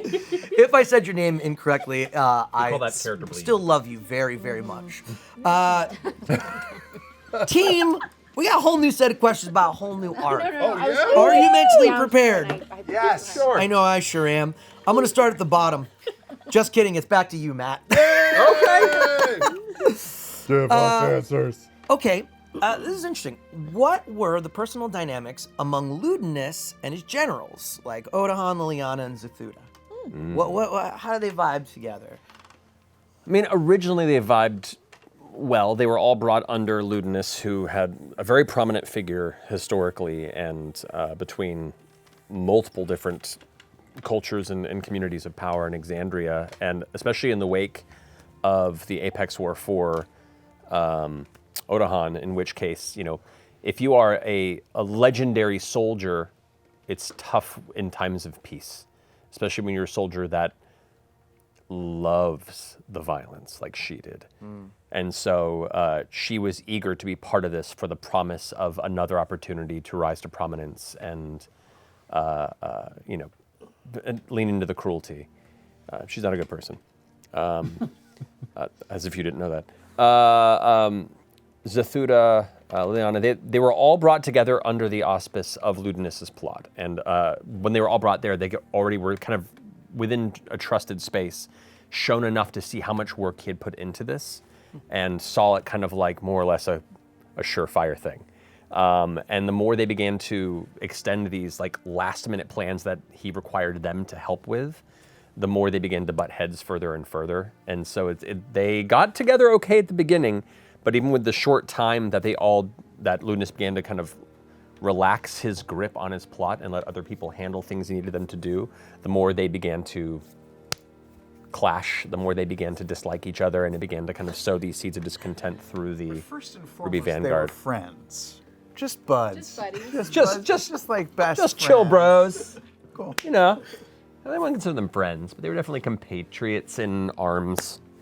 I can't make my knuckles make a sound when I slam them together. Like, how hard did you hit your knuckles together to make? Not hard. It's like a slap. Oh, you just did it. Yeah, it was a crack. It was slap, not crack. No, you should definitely keep trying until I it makes a sound. together. I didn't know it was a hand to knuckle. I thought it was. Did you guys ever play Nux? Yeah. Oh, yeah. Yeah. Oh, yeah. You guys ever played Nux? Do you ever do? Are you talking about? Sick Nux player. You talking about quarters? Smoke you noob. Quarters. Have you ever done quarters? Yeah, Nerd. it hurts, and you're like, woo. Yeah. That's just the thing I looked out to try and avoid when I was leaving the arcade. Yeah. Yes. Hey, you want to play Pencil Break? Ow. I sucked at that game. Back to the generals really quick. We've all done a ton of panels and answered questions from the audiences, and one of the toughest ones to answer is what's your favorite? So I'm not going to ask you that. I'm going to ask you, who was your favorite of the three generals to play? Ooh, good question. Oh, man. I know. Pick Oh, between I like them your all for blessed different children. reasons. That's the thing. Answer it while doing Just Dance. Lady Gaga's a plus. That's a throwback. No, I'm okay. Oh, man. We could do abracadabra now because it's like a full circle and I get to sit while I'm if doing you can it? sit, That's yeah. God, it's so good. Odahan was so genuinely terrifying because of how cruel she was. Of the generals, she was definitely the most fun to scare the players. So if I had to say, I'd say her. Zethuda, for what time we got to see, was more manipulative and conniving. Definitely, playing multiple angles, especially manipulation of Fern and the hope that he had for his daughter as his more or less his chip in the game to get one over the other generals. Liliana was just a tragic figure, and based on how things went, could have ended up much more tragically. So I'm kind of happy that it didn't, because it allowed for a softer narrative for you at the end. But yeah, Odahan probably was the most dangerous of them all. But Zethuda, as a flesh tapestry, so much fun though, right? Honestly, what a terrifying end for him. I kind of love it. Yeah. And I love how you were acting it out because I feel like I just saw it. Yeah. And then I was just thinking of the scenes in Brazil. Mm-hmm. Yeah, with the pulled skin. Oh, God. Oh, yeah. Loved Did you it. throw that out in the moment? Yeah. Because that's what Nanamori is Oh, about. that's right. You did throw it out in the moment because you were always talking about the loom, and then it just happened, and you were like, "All right, well, I guess I'll just go with it right now." Yeah, like I knew there was a place in the tree called the Loom, but I wasn't particular about what it did. I didn't think we'd ever go there. Like that was a just in the moment thing, Matthew. There's a lot of that. Your brain is From you guys too, though. Yeah, but your Any brain GM is... out there also does that shit all the time. I mean, you know. Yeah. Odahan's the one that's going to haunt me long after all this. I know that the episode where we faced off in front of the Malaise Key and the whole bringing down Vax blew my mind. But before that even, Odahan seemed so terrifying to me with her duplicates on the field and standing over. She's just really, really scary every time. I feel like she could have TPK'd us. Oh, yeah. Yeah. Oh, I thought it was going to Every happen. time. And just I think the circumstance. I feel like it has to be said to any enemy that can like move across a map. Like anyone who can clear a big distance is terrifying. Yeah. That was the scariest fight. Yeah. When we were Laudna and Orm, I was like, this feels awful. Yeah. That was like the hardest fight. Like you wouldn't have beaten her if she would have gotten hurt and fled, but she wasn't interested in killing you all. She was interested in trying to get her to exalt. It was very much that kind of like, that's if right. I can get her to exalt, she might be useful to me. If She I might be can get her useful on to my side. everything, and at the very least, confuse her mother, who I don't like. So there was a lot of idea of just like trying to manipulate you, trying to get you to exalt, to see if you were capable of that and being useful to her and the overall plot. So it was fun to kind of explore that. But that final battle was meant to be. Here's the thing: I've been running these games for you guys for 10 years now, and there are many dangerous fights that I build up that I thought I'd planned well for, and you guys just kind of tactically do well and roll well, and you just kind of steamroll it. And I'm like, well, okay, that was a little anticlimactic. Cool. I was not going to let that happen with her. Good. No, it did not happen. We felt it. Horrifying. Well, you felt it, but when I wasn't at the table, I felt the ripples of what was going on via the internet. And that evening when you were in that fight, my phone just started going off because I have my notifs on, and I was like, "What's going on?" Oh, they're in trouble. Because people were like screaming. They were like, "Come help them! Everyone's dying!" Let me just drive over to the studio. So when your fantasy world reaches its tendrils into the real world and interrupts my dinner, that's when you know you're kicking ass. So that's an interesting thing that just a little like behind the scenes thing that we've had to be mindful of, because I remember when FCG died and Christian Navarro texted me that night and he was like so excited to watch the game tonight, and I was like, did anyone tell him? Did we tell him? I need to tell him. Right. You're like, And I was like, "Tell hey, I Christian." just want to give you a heads up, like something bad is gonna happen and people are going to be adding you, and so just be in the know. And he was like, oh God, what? So yeah, sometimes if it's bad, we have to give people a heads up. There are a lot of great questions here, but we don't have that much time, but I do want to give Taliesin a chance to get lost in the weeds for just a second. Because this question is so good, that's got to be my I can my make golden my way pick. through any weeds. Ashton's nature was a huge enigma in this campaign.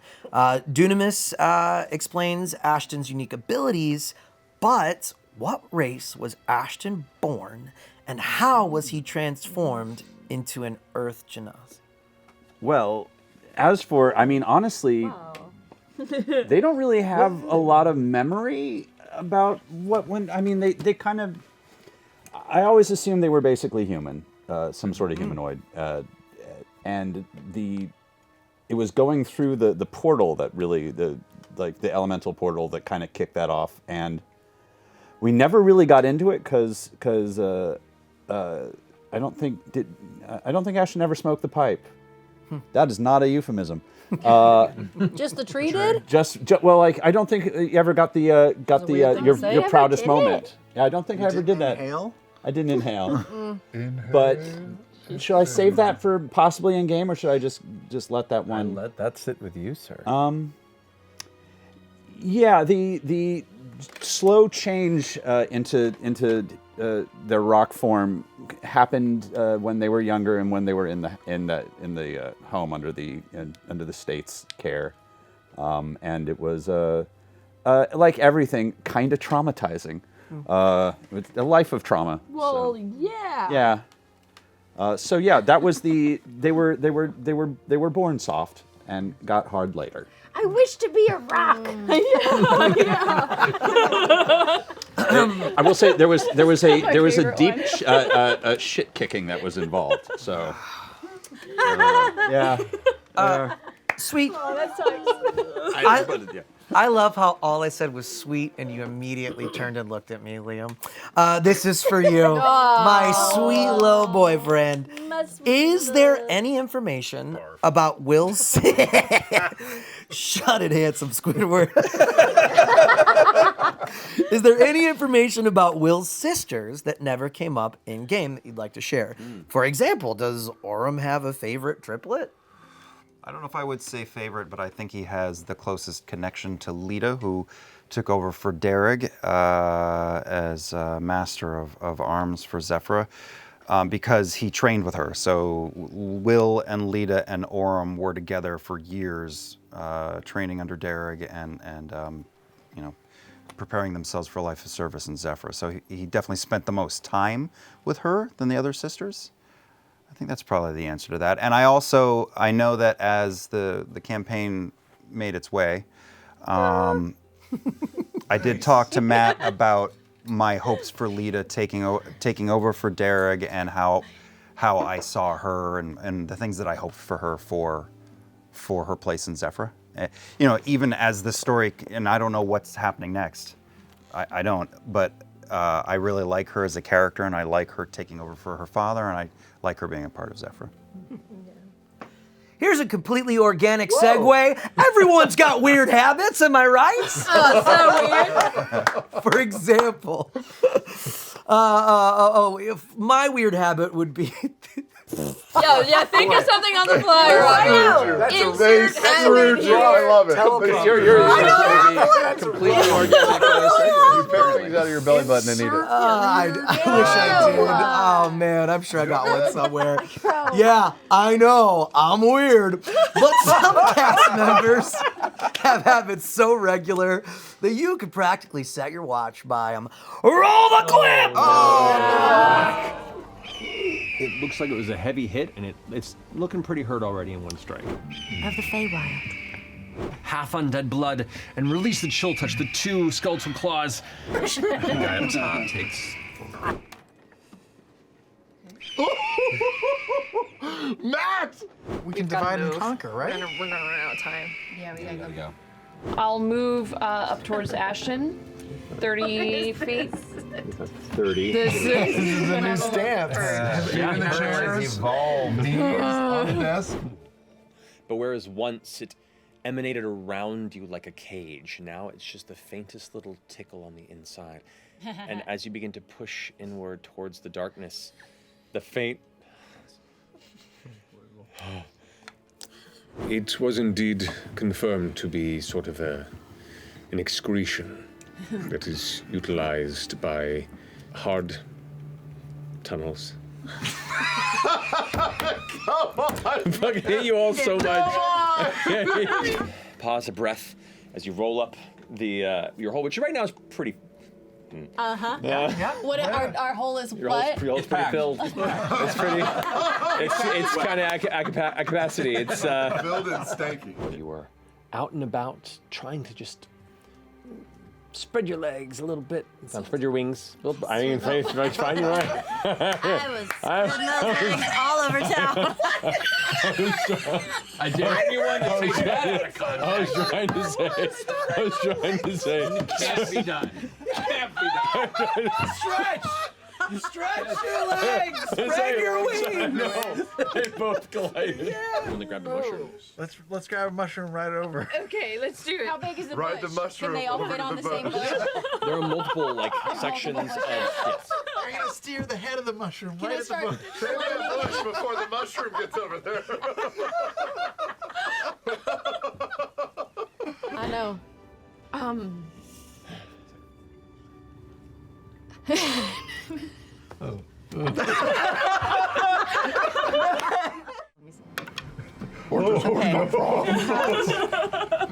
Cocked again. Cocked the fuck again. Oh, with advantage. What? It's cocked. Cocked. It's cocked. Yes. Got Throw his your fucking dice dice. into the parking It's lot. cocked again. Ashley, Stop I it. know. That's cocked. That's cocked again. dice. I know. I hate that dice so it's much. cocked again. Ashley. What the fuck? Okay, okay. I forgot. Shit. Jesus. Jeez. That's cocked. Also cocked. Okay. Oh, that's 6 dice rolls to get the. I know, I'm sorry. No. It's cocked. It's cocked. I'm really sorry. That was Ashley. almost a One natural more. 22. Okay. But look how good they're almost. Yeah, that was. Armand is a dwarf. What the hell? How does it do that?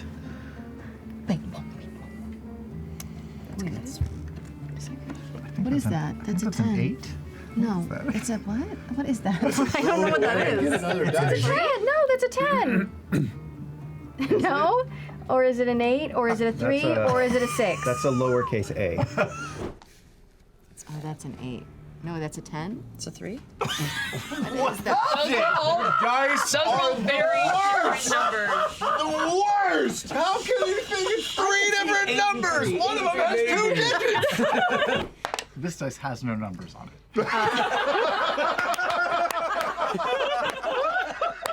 Starting the carnival. Zero gravity rage. Interesting. So let's fucking rage. Let's see what the hell tools I'm playing with. Interesting. Oh, that's fun. So what do I have built right now? Oh, okay. I'm going to rage. Alrighty. Ooh, now we're having fun. Start the disco. Come on. That'll do. Come on, give me something fun. I can make that work. Something good. Going to rage and see what the fuck happens. Here we go. Ooh, okay. I'm gonna do it the old-fashioned way. What does that mean? Not He's not gonna look at it. It's good. It's good. It's high. Plus 8. 16 plus. Plus 8.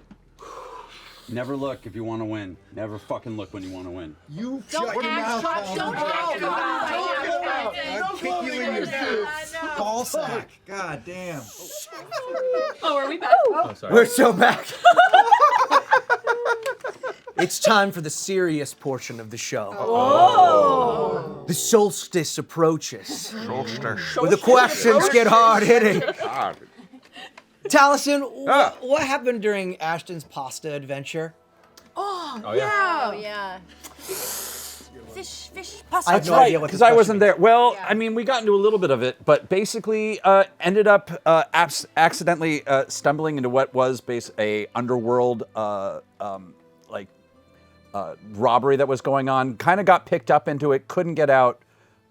Ended up going to what was basically an Italian restaurant where there was like mobsters downstairs having a show, like a showdown. Picked a side, hoped it was the right one. There was a mad chase, including helping rob the place, pissing off people that may come back. I don't know. He doesn't really know who they were. He was just going with it because otherwise, you have to do something. And eventually made off with what they thought was loot, but instead was just a lot of pasta and sauce and bakery. And figured, could be worse. And now we got to get out of town real fast before they figure out that I was part of that. These are the answers to the hard-hitting questions you want to know. It was a romp. Here's one for Matt. Yours was great. But here's one for Matt. What were the range of possibilities when the Malleus key was first activated? Was it possible for Prodathos to have been released early in the campaign if the party hadn't managed to damage any of the power supplies or destroyed the key in the Fey realm? There was a possibility if they had failed to destroy the key and did not do any damage to it, it would have begun the process of unleashing Prodathos rapidly.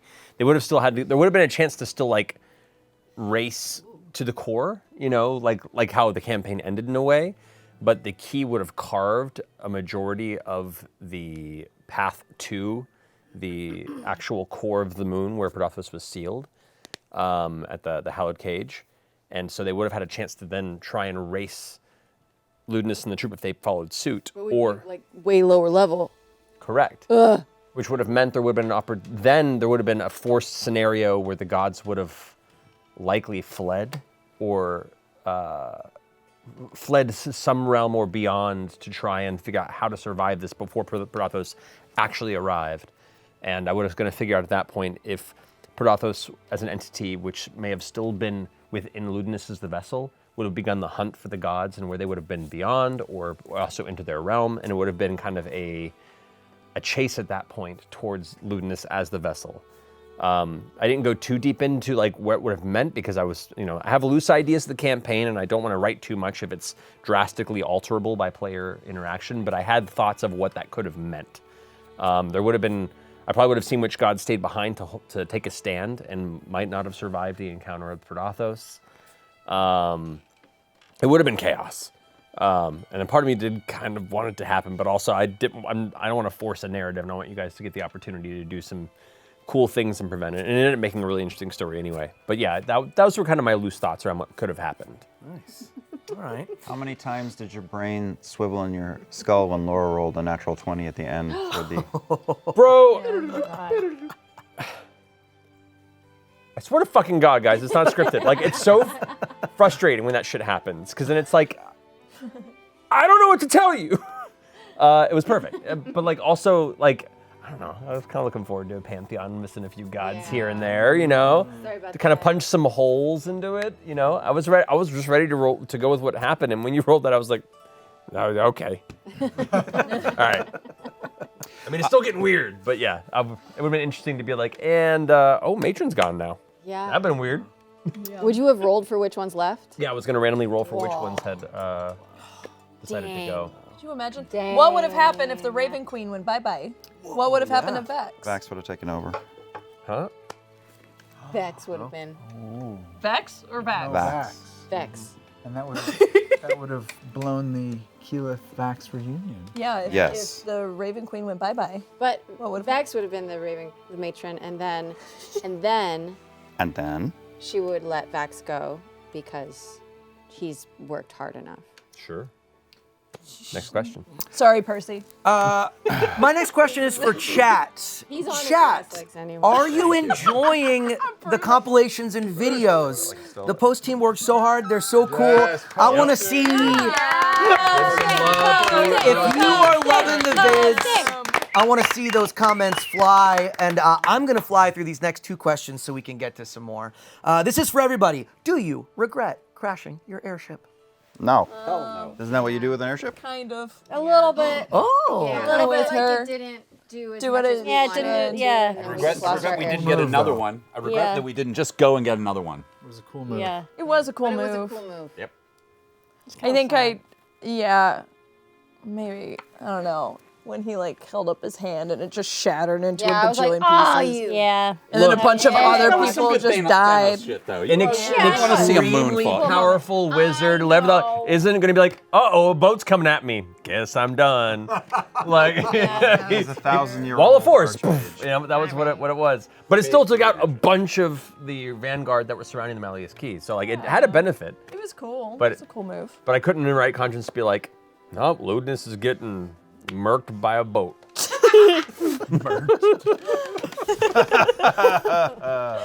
Wrecked. Right. Shipwrecked. That's like one of the strongest things we could do. Oh no, it wasn't a bad Yeah, idea at there's- all. Yeah. It was a great idea, and like I said, it still had benefits to it. But like, yeah, just how it works out. That's great. Robbie, I thought it was awesome. YouTube thinks that you look like Domingo from Saturday Night Live.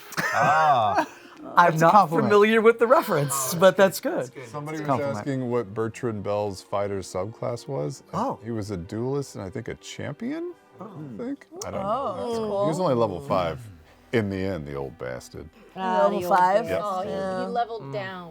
Yeah. Oh, boy. It is a simple question that Matt has asked all of us. How do you like my new vest? And, and the answer is always, that's a new one?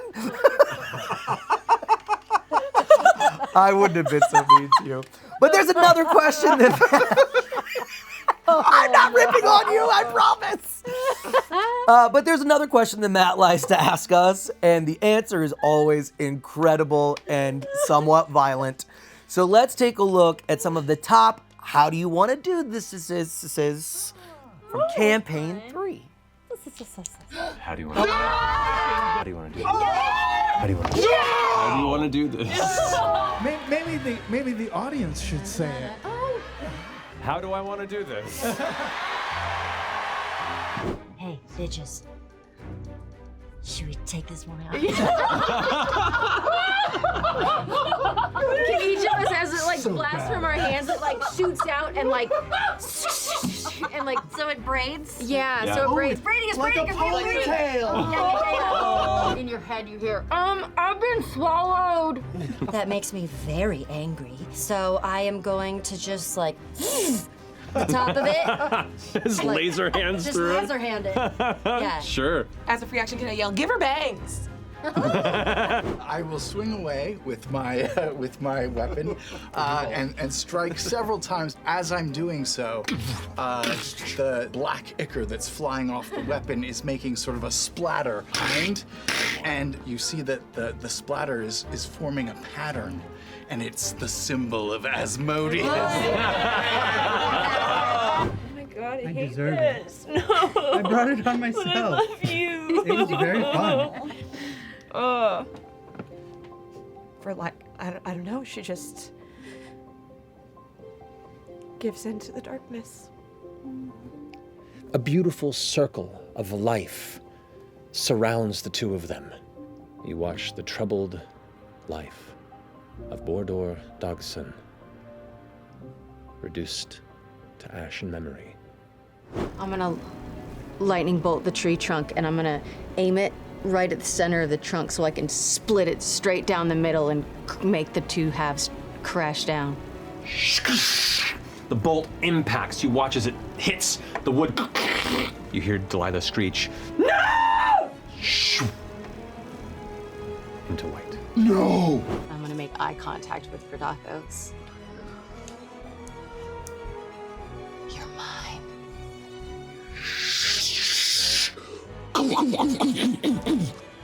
As the dust slowly begins to settle, and the broken, shattered glass head of Predathos itself is crumbled and motionless. I'm going to ask you an interesting question. How do you want to do this? I do have 56 hit points. Oh, I was looking at the wrong one. It's time for Sand and Shadow. What does that mean? What does that mean? The intros are going to keep getting It worse. sounds like Okay, that was a romance novel. It might be. These are the names of the arcs. I named all the arcs.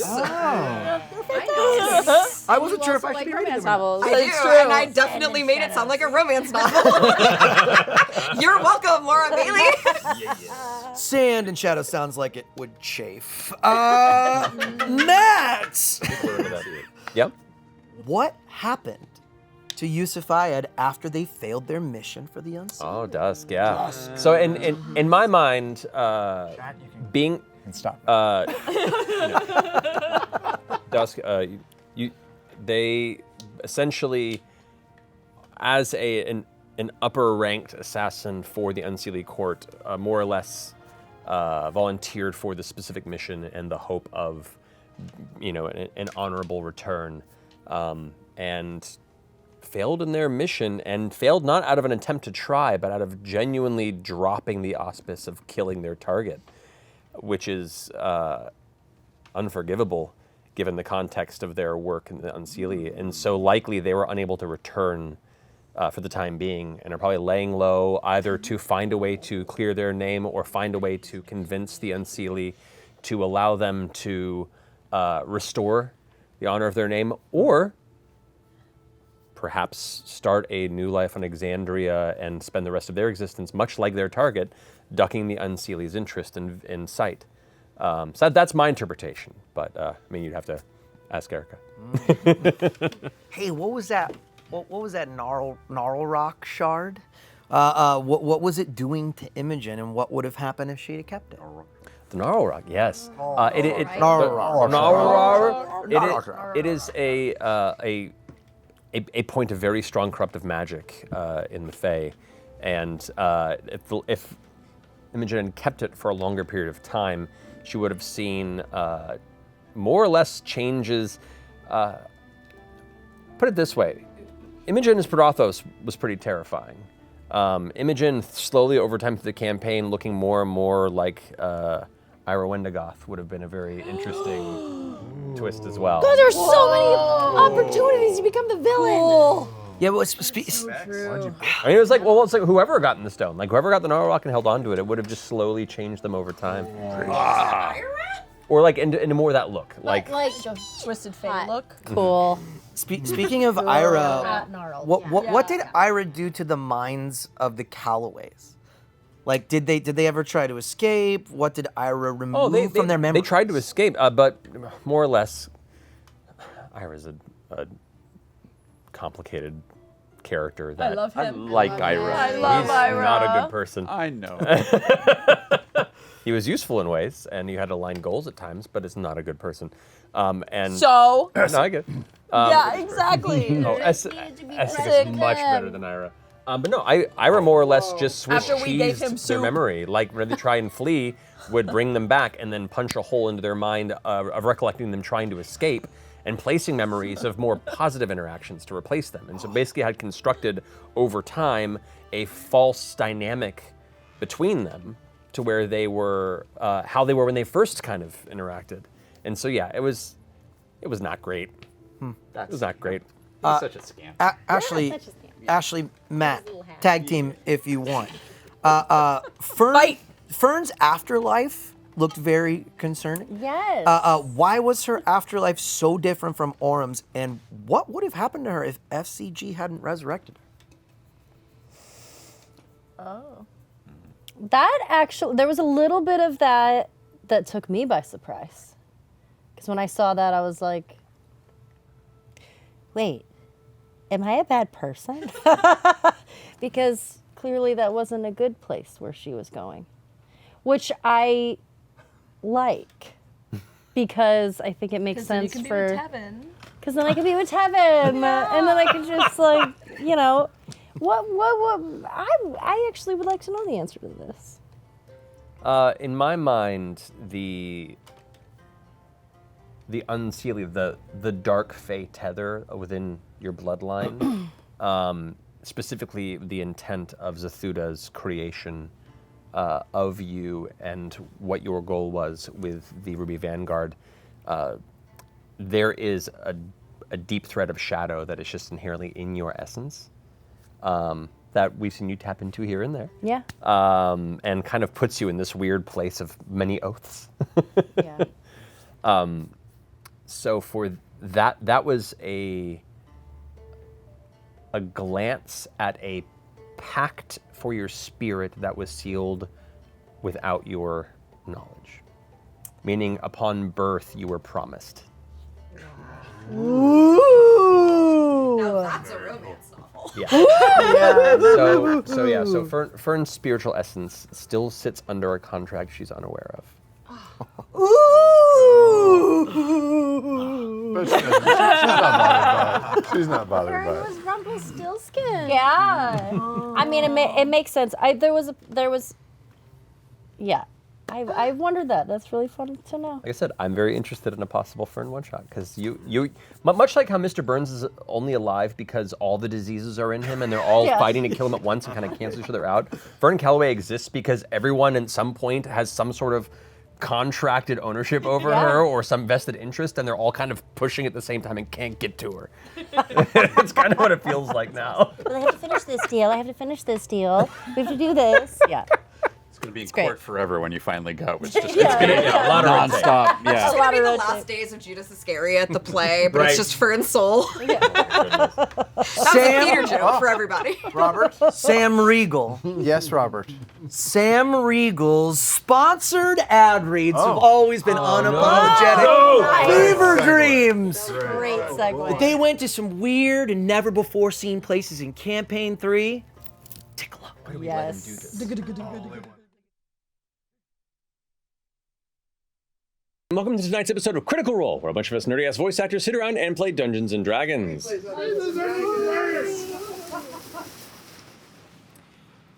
Okay. Let me shift into first-person view. Whoa! Is that the shift? Is that? This is so cool. Unless I finish this commercial, I'm never gonna make it, and you'll never respect me.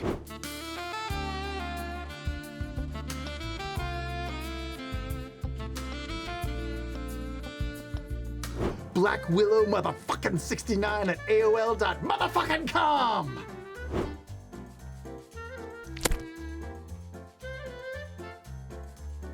It's me, Ludo McGillicuddy.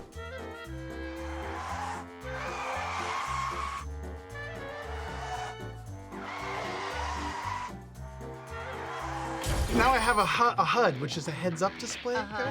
And I'm asking, it's asking me, do I want to read the next part of the copy or give that part to Marisha? I choose Marisha. Why? Why me? Oh, what? That's a net. Oh, it's a net. What? That's illegal. Palm Pilot. Wait. Can you at least release me from the ghostly curse that binds my soul and let me escape this eternal hell? You know what? Sure, you're breaking up. Sure, it's a bad connection. I gotta go. Bye. Wait, no, it's been decades. Okay, it's my dog. Do nothing if it's really your dad. See? It's me. You really gotta hurry.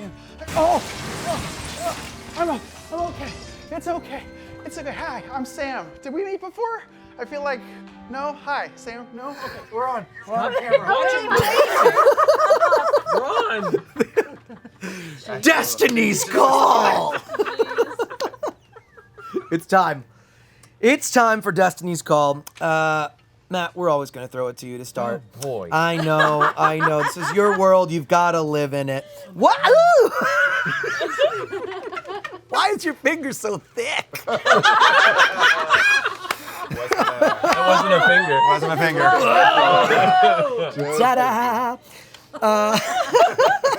Big fingers rolling in. A lot of amazing dream sequences in this entire thing. Matt, why did Imogen see people in her dreams after their deaths? For me, her burgeoning exaltant status made her very cyclically connected to figures that were either themselves exaltant or had a recent kind of close connection. So deaths that were close to her that she either wasn't present to witness directly or perhaps was kind of in that kind of in-between heavily infused psychic state, there was a vision of that spirit transference, their essence more or less passing beyond. And it was a fun narrative device for me to, frame some of these moments as they occurred in the game. But that was mainly the inspiration behind it, was just showing that kind of burgeoning psychic resonance and the fact that there was a much stronger power within Imogen beyond what she understood. Yeah, like the thumbprint of their psychic soul before it scattered faded away. Yeah. Mm-hmm. What was the story behind the theft of Gianna Hexam's golem? Oh, that was a whole side quest that never happened. I have like 4 pages. No! 4 pages of a full jungle excursion, and that's how it goes, though. That's how D&D works. So fun. Yeah, it was a whole side quest that was going to lead you to this other group of smugglers that were working near Drusar, and returning it was going to be another way to get in with Gianna and to learn more about her dealings with the Cerberus Assembly, and kind of set up some of the elements that would come to play over in Bassaris, and then it just never happened. So that's what that was supposed to be. It's all good. We got there eventually. I have super fond memories of early Campaign 3, just because it was just such a while. But I really gravitated toward your character of Lord Esteros. Oh, I just thought it's a really great character. What can you tell us about their past as a mercenary, and what was the nature of their relationship with Mistress Prudage? Oh yeah. So for Esteros, I envisioned somebody who made their name at a young age as a very dependably dangerous soldier of fortune, and likely had been kind of for hire to the highest bidder in times of the Apex War, likely more on the side of Ashanador, and probably had clashed previously with a younger Odahan. Okay. And during that conflict. Oh, wow, that's and so when it's in my head, well, I didn't really get a chance to express it as much because the story wasn't as quite open at that point in time. But when Odahan did end up assassinating Eshtaros early in the campaign, that was a blood feud. Like, they had fought before, and that was her more or less closing the loop with now exaltant capabilities that she didn't have previously. But yeah, so much with this Apex War that I kind of understand, and a lot that I don't get. We didn't get to go into it as deeply as I wanted to in the campaign. We kind of swerved and went in a different direction. But the Apex War more or less was a massive like geopolitical conflict between the Stratos Throne and Ashanador, which are the two southernmost regions of Marquet. And during it was a number of years of conflict between the two that eventually just led to a stalemate. Both sides were expending so much resources and so much money, and neither really was gaining any sort of benefit over time until they eventually just decided, like, after much influence from Ankarel and Dressar and many of the other powers around, like the Pentagrip Sands, and they all kind of went, like, guys, no one's winning this, and it's really kind of wrecking the region and wrecking both of you. And so they eventually agreed to come to a ceasefire, and there was no victor over the war. And it's been kind of a period of recovery ever since, and there's still like some tensions there, but mostly they kind of keep to their own, aside from like necessary trade. But the warriors that were using that war as a way to rise to prominence, like Odahan, were not happy that there wasn't a victory, that there wasn't a place for them to become a historical, champion that won this cause. And that was around, after some time of that, it made her a very easy target for Ludinus to bring under his banner. But Eshtaros, through some of that conflict, was on the side of Ashanador, and kind of just, it disillusioned him to war. Like, he spent his life fighting for others and others' causes for money, and through the process of seeing both the terrible impact it has, but also the kind of lack of impact that it does. It is not a way to, in his mind, to solve conflict on that scale. And so one of his great patrons and a friend that he made over time, Pradaj, more or less, like, she passed and left everything to him. They had, I will say, an unresolved romance in my mind. Like, it was, for lack of a better term, they never actually got together, but there was a deep affection and profound respect. And, well, hand stuff? over the pants stuff. Sure. Yeah, OTPHJ for sure. Yeah. But yeah, and I think a lot of his kind of dealing with and coming to terms with that was a lot of, like, kind of their discussion, and her kind of helping him through that. And as they bonded over it, and he didn't have much, especially as a soldier of the force, and that his contract did not complete as the war was not won. Sorry, I could wax poetic about this for a long time, but yeah, that's kind of the general concept for Eshtaros, and instead him wanting to kind of take others under his wing and see other people not follow on that path that he did. A few people in Discord have said EXU Apex Wars, which could be sick. That could be sick. Well, just listening to you talk about what? Big old novel. Or a big old novel.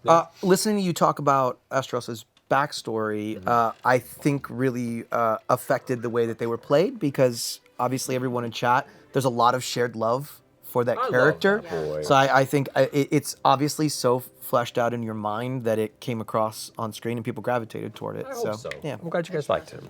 Speaking of fan favorites, Liam is Pretty related to Buddy. Son, nephew, cousin. It says please. I'll leave that to you to decide. I just assumed on No, that. make a choice. Make a choice right now. Yeah. It's your guy. Make a choice, actor. But Buddy didn't know nothing about nothing. Obviously, all ogres know each other, right? Yeah. But they have have the same. I didn't write the question. Just so you know. Definitely Robbie's Well, I have a semi-related question. Was Pretty the ogre like an on-the-fly creation, or something that you had like waiting in that town? No, I think Pretty was on the fly. I'd fleshed out that particular tavern, that inn, but I think Pretty was just an on-the-fly creation in that space. I think I snuck into the subconscious noodles of your mind and you grabbed. They're You made a cousins. big. They're cousins. For What if sure. they're like second cousins? Why not first cousins? Because you want them to get together? Is that why? And that's illegal? I mean, is that why? we don't know what's going to happen with Exandria moving forward. You did just call yourself a noodle grabber, basically, is what you said. Hey, how about a question you can answer? Orem always has a green sash in his character design. What is the meaning behind it? That is a super simple, basic answer. I just thought of it as a Zephyrin design that he never wanted to let go of, and it reminded him of home. Oh, nice. I never said that out loud, but that's what it was. I like simple answers. Let's finish them all. Matt, what happened to the Shade Mother? Oh, I mean, she's still infesting Drusar, just in different tunnels. Flora, what kind of horse is Flora? Just a horse. What she look like? You know all the breeds of horses. Yeah, I know all the breeds of horses. A painter? No. Flora was I don't know the breeds of horses. But I can tell you the color. Just say Wait, quarter she was horse. like- Just say quarter horse. Look it up before the campaign. I- because- no. She was. Shut up. She was listen. role playing a horse His girl. mom's name. Shut up. You asked me. You set me up. With revenge. I looked it up at the time. Shut up. It's not Calico. Name your top 5 horses. Listen. I looked it up back then, but I don't remember it now. It's like a soft, light tan with a white mane. I know that's a type of horse. That answers the second half of the question. What does it Epona. look like? Very good. Yeah. Everyone, lightning round. What area of Marquet was your favorite to explore? Is there any location you wish you could return to in the future? The one with the crazy car race. Bassaris? Yeah, Bassaris. That was fun. awesome. Yeah. I like Drusar. Everyone I did like Drusar. Hey, yeah, I kind of see a Drusar. Yeah, Drusar. I did. You know what I saw a long time ago that somebody suggested for our group name, and I saw it after we already named our group, and I really loved it. It was the Silver Reach, because in Drusar, every single fucking ride we took was a silver each, and the Silver Reach was such a good name. And because we're all taking Centrum Silvers now. I like the good joke. Wow. That's a good Oh, joke. thank you. Speaking of old people about to die, Chetney! I want to give, this isn't in the script, not in the script. Oh. I want to give you, because Chad is begging for it, one last opportunity to kill your... A quick death? Let's go, let's go. Let's do it. We have Let's do it. 3 pairs of D100 pairings. So you're gonna roll 3 times? Yeah, 3 times. 3 times. It won't matter. We've done this. One for each campaign. Gotta do it anyway. They want it. 64. No, 46. 46. Come on. Number 2. Come on, die. You Come little on. bastard. All zeros. 37. Oh, come on. Come on, Ukatoa, die. This would be the one. 42. That's 42. Die. 42? Yeah. 42. It worked. He lives another day. Isn't that the meaning of life? That's crazy. That is about it for the campaign 3 portion of this wrap up. When we come back from break, we'll be joined by Brennan Lee Mulligan, and it's gonna be a free for all Exandria related questions. Calamity, Divergence, campaigns 1 through 3, that really cool and totally canon guest battle royale we did that one time. It's all up for discussion. Oh yeah, you know the one. But before that, a loving send off to campaign 3 and all the amazing memories it made. Having the privilege of being able to tell these stories with this group of people that I care so immensely about, it's hard to not think of it as the greatest honor of my life. I'm very grateful. Keyleth smiles and nods at the rest of you. Lady Fern Calloway, Fae Scion of the Ancient Flame, Laudna, Veil Mistress of the Shadow Tree, Ashton the Reforged, Hammer of Paradox, Chetney Pakapi, High Hunter and Lupine Paragon, What? Dorian Storm, Master Muse and Son of the Wind. Imogen Timot, Exultant Hope of the Red Storm. Aurum of the Arashari, Savior Blade of the Tempest, she says with a smile. Playing this game specifically with the people that I love and care about and have made my found family over the past 10 years. And I can't get enough of this game. Why do we tell stories? To try to make sense of a world that can be terrifying and enormous. In Exandria, I don't know that your story will long be known. I don't know who will remain to tell it. But it did happen, and it did matter. And though Calamity is here because of you, it will not be here forever. Our real lives, for me, are really intertwined with the ones that we've lived in Exandria. So there's no aspect of it that doesn't feel precious. I'm gonna go to Laudna. Sort of push her hair to the side. We'll find a way back for you, I promise. Oh, I don't like how this is making me feel. Okay. I'll go to Aurum. Can you please come back? Because I'm getting a little scared. The stress being so high, and it is so intense that for the first time, I realize that I am made of metal and wires, but I am alive. I'm alive for the first time. And I am alive not because I was made by Dee or Dancer or even the Changebringer. I'm alive because they made me alive. And it's the connections that I made with all of them. And it's a feeling of joy. And I'm happy to do this because they saved my life and I'll save theirs. It's amazing and heartbreaking and wonderful and exciting, and it's every emotion.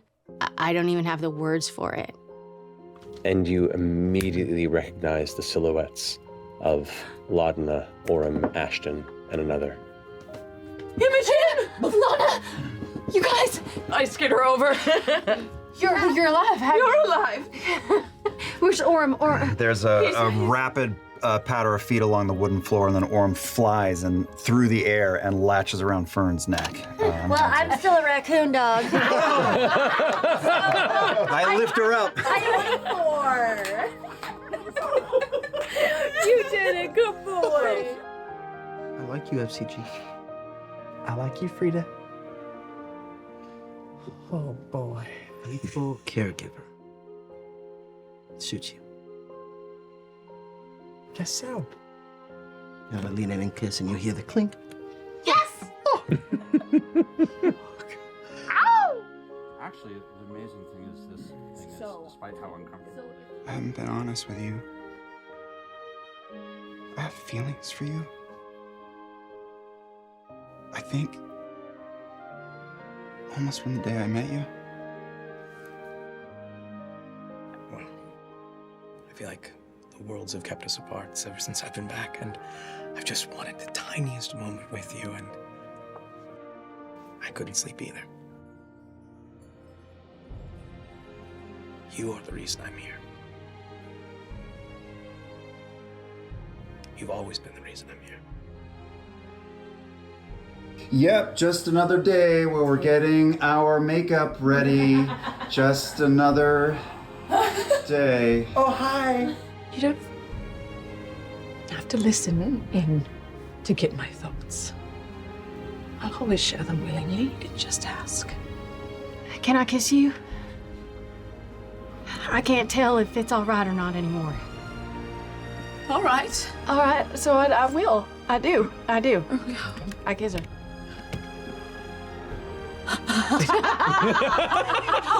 Describe it. No! This is what Use your imagination! I mean, you were role-playing across from BAFTA award-winning Laura Bailey. Like, it's always so surreal when you're doing this, and everyone is just so good at, like, giving and taking. That's why we all cry all the time, because it's so damn real. I'm just gonna stand behind her head and brush her forehead.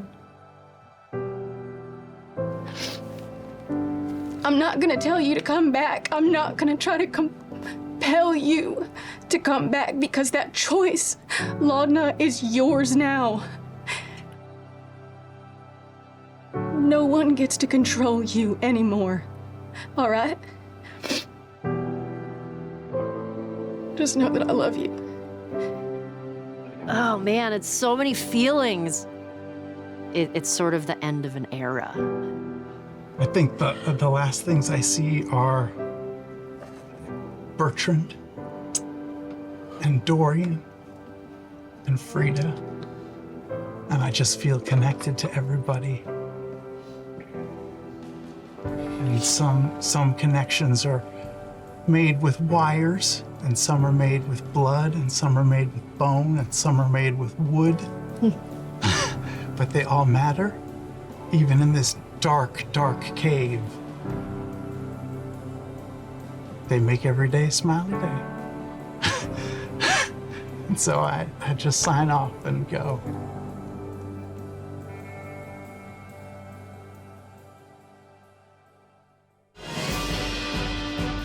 Suikoden is a JRPG series that tells its story through more than 100 unique characters. The two original titles have been united for the latest consoles as Suikoden 1 and 2 HD Remaster. Suikoden 1, Gate Rune War is where it all started. The Empire is in chaos due to a violent tyrant, once a renowned hero. Our hero stands up as the leader of the Liberation Army and gathers allies to fight against the oppressive rule. Ideals, honor, friendship, loyalty, love, ambition. Various ideas swirl under two different flags, the Liberation Army and the Imperial Army. Suikoden 2, Dunan Unification War is the direct sequel. The main characters, three childhood friends, find themselves tossed into a great whirlpool of destiny between the kingdom and the city-states. The hero and his childhood friend Joey of the kingdom's army are ambushed by the city-states amidst a truce. In a world where the sparks of conflict are smoldering once again, the heroes come to acknowledge their own justice. Suikoden features more than 108 characters. Players travel around the world, form and expand on their relationships as they meet new friends. The number of allies that join your army will lead to leveling up your home base. As it expands, various facilities are added to increase convenience, and your journey continues. Suikoden follows a turn-based command battle. Powerful skills and co-op with allies are used to battle powerful enemies. In addition, auto battle and double speed mode have been implemented. With sped-up battles, players can deeply immerse themselves in the story. War, where the player's army fights the enemy army, and Duel, in which the player fights one-on-one. Both special fights add a new layer of tension and excitement to the battles. New features such as autosave, mini-map, convo log, and swapping equipment between characters have been implemented to boost practicality. The field has been completely redesigned with HD background graphics and updated character illustrations. An epic story spun anew after 30 years. Suikoden 1 and 2 HD Remaster, Gate Rune and Dunan Unification War. Cool map? Check. Nice ambient sounds? Check. Awesome and super easy to make and heavily customizable tokens? Check. Discover a new and effortless way to make your wildest token ideas come true with Cheipeku tokens. Dive into the Cheipeku token builder. Choose from tons of different characters. Check out preset tokens or craft your own token any way you'd like. Change colors, accessories, background, and frame. When you're ready, export in one click and bring them to your favorite virtual tabletop. High quality art, unmatched customization, user-friendly tools. Subscribe on cheipeku.com. Your next adventure starts with Cheipeku. Oh, hello. You're here to learn about Beacon, not only the extraordinary home for everything Critical Role, but also the best way to support the very important work that we do here. Can someone zip me up? I know what you're thinking. What's in it for me? What do members get? Exclusive early access to tickets for live events, access to our members-only Discord server, instant video on demand and podcast access right after each episode drop, 10% discount on all merch in all 5 international online shops. With your support, more content is possible. Shh. It's just some immersion therapy. Keep your eyes open. We've got Beacon exclusive series like Critical Role Cooldown, where you get to sit around the table right after an episode ends, and Fireside Chat, our community Q&A powered by the Beacon Discord and questions from members like you. Hey, Ashley? Yeah? Do you want me to get you a new Mr. Plushie? Because this guy is rough. No! I'm just gonna wash him, man. And if that isn't enough, we've got series like Critical Role Abridged, Reslayer's Take, and Midst. Above all, Beacon is the best way to directly support Critical Role, our staff, and everyone who helps shape our company into what it is today. I come to you in 3. Hello, everyone, and welcome to tonight's episode of Critical Role. Welcome to Weird Kids. You look like the person at a funeral where I would wonder if you had something to do with it. Thank you so much. You're welcome. I have achieved the 21st century dream of being on a podcast. We finally did it. Oh, hello, everyone. Hi there. Or some of you, whoever's listening. Maybe nobody. What a week. And I don't even know what day it is. Who knows? I guess it doesn't matter to people who Certainly are not in here. This is kind of a liminal space. Like, I read highlights for children. This is way better. Highlights was for dentist's office. I have my California Science Center mug, which is one of my favorites. Where'd you get that? I got it at the California Science Center. No, I just wanted to hear you say it again. Look at her. I want to beat her. 2025 has really just been a real banger so far. Thank God it's over. This might not be very exciting to listen to or watch for that matter. I can keep talking. Our audience wants to murder you right now. And I peed on the stage because I was nervous. What question did they ask? Wait, let me spell it again. Okay. This is great podcast right now. My grandpa gave me this, by the way. Not to brag. I'm on YouTube a lot. Not to know. brag. I was Miss Junior Michigan. Not to brag. God, that's a good mug. I'm a winner, baby. Let's hit a weird landing. Let's jostle everybody's luggage. Why are we doing this? I don't meet a lot of people who have a similar level of damage. Very. Yes!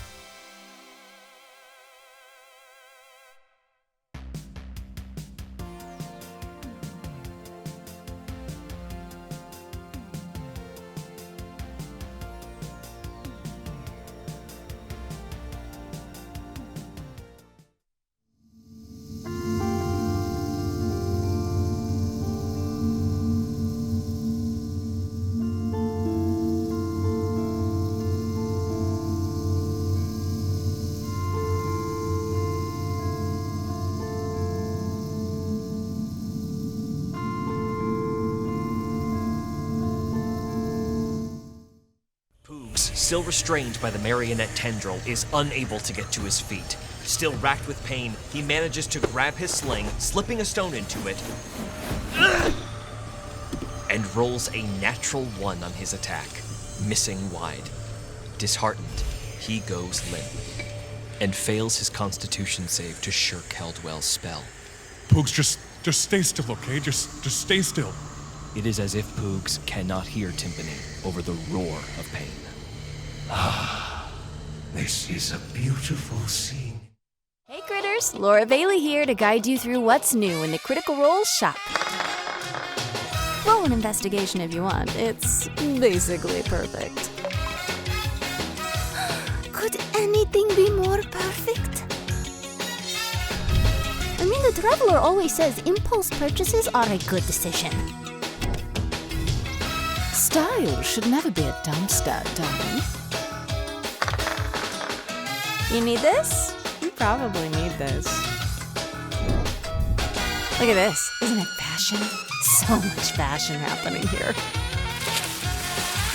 The cuteness, it's overpowering. This is a lot of stuff, you guys. We have like so many cool things right now. And hey, if you want, you could head over to the Critical Role shop right now. In play, it felt so good. Everybody's engaged at the same time. The hope and the fear mechanics are a wild role-playing ride. The game is called Daggerheart, our own fantasy tabletop RPG that we've been developing. It's a unique 2d12 dice rolling system that ensures that every roll of the game has some sort of impact on the game itself. It really fosters that collaborative roleplay aspect. Character building lets you do your own thing and organically be like, actually, I'll take a little of this, a little of that. You can be an unlikely combination of things. The hope and fear mechanics to me really feel more like the score of a good film. Mounting fear just added a different layer of tension to the game. The tactileness is really exciting for me. I just feel very represented in this game. I would absolutely play again. Daggerheart is fun as hell to play. I absolutely love Daggerheart. It's going to be something real special, and it's just the beginning.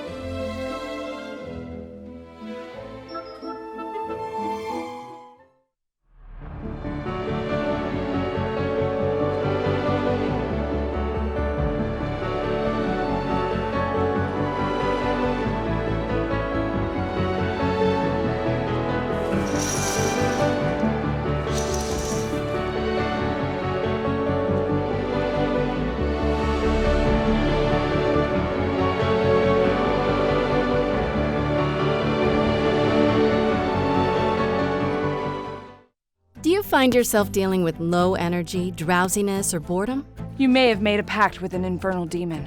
Or you may be suffering from low CR. Low CR is a common condition that affects between most and nearly all adult humans. Low CR, or low critical role, occurs when human people don't have enough nerdy voice actors in their lives. But now, there's a cure. I don't let low CR control my life anymore. Beacon is a non-invasive subscription that provides 24 hours exclusive content each day. This was when we decided it should look like a gender reveal party. Early access to event tickets, members-only Discord, 10% off merchandise, and more. Do not take Beacon if you are allergic to Beacon. Consult your familiar if you think Beacon could work for you. Side effects may include excessive enjoyment, overexcitement, and diarrhea. Critical Role is in no way a treatment, medication, or anything other than a bunch of nerdy voice actors. Do not watch Critical Role unless you enjoy it. We repeat, we are absolutely not any sort of health anything. To learn more, visit beacon.tv or find it on your app store. Tomorrow feels a little brighter now that I have Beacon.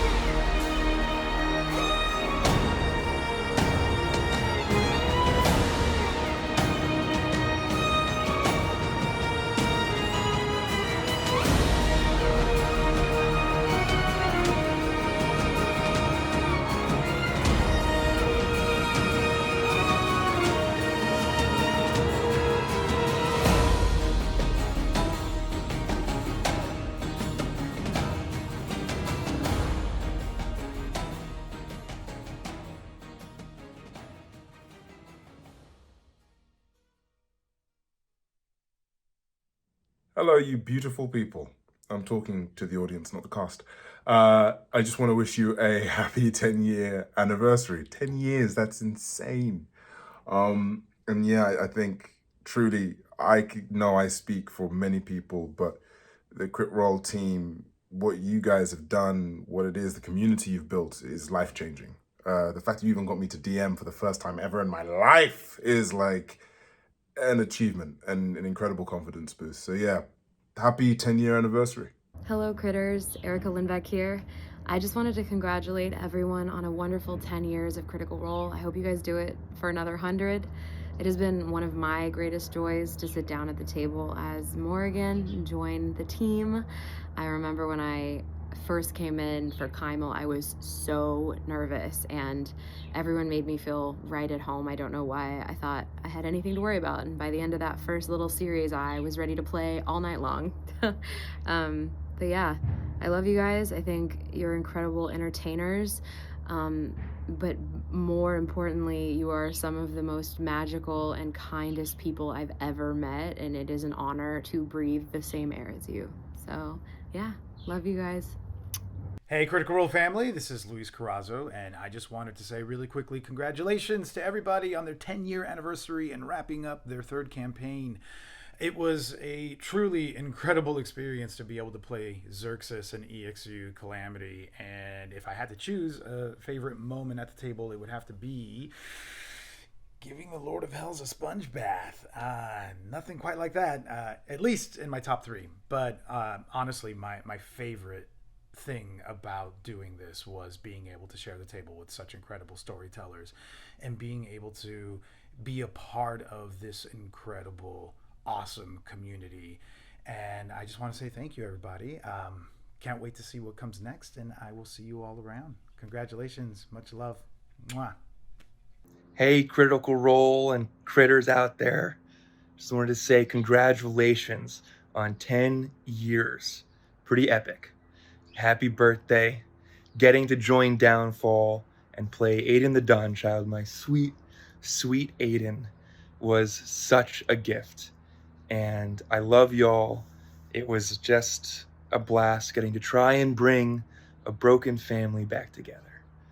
And may the sun shine upon you all every day. Love ya. Mwah. What's up, critters? It's Anjali Bhamani. Well, if there is one thing that I have learned from these several years of getting to hang out with all of you, thanks to the dear, dear, dear humans over at Critical Role, it is that critters show up in the world for each other. You guys are just utterly amazing. Thank you so much for letting me be just a small part of this beautiful community that you've created. You are living proof of what Fiererai once said, "Not all family is blood. Much family is chosen." So here is to 10 years of Critical Role and to many, many more years of love and light and creativity and not just the tiniest little bit of ridiculousness. And of course, to many more years of found family. Now, I gotta get back to some reading I was doing. Excuse me. 10 years? Oh, this is madness. I don't know how you do it, Critical Role fam. You are amazing, and I love each and every one of you. Some of the best storytelling I have ever witnessed and that I've ever been a part of have been in Critical Role. And I think a big reason for that is because anytime that magic happens at the table, it doesn't matter how outlandish, how big the characters are. It's the actors bringing their genuine self to the moment.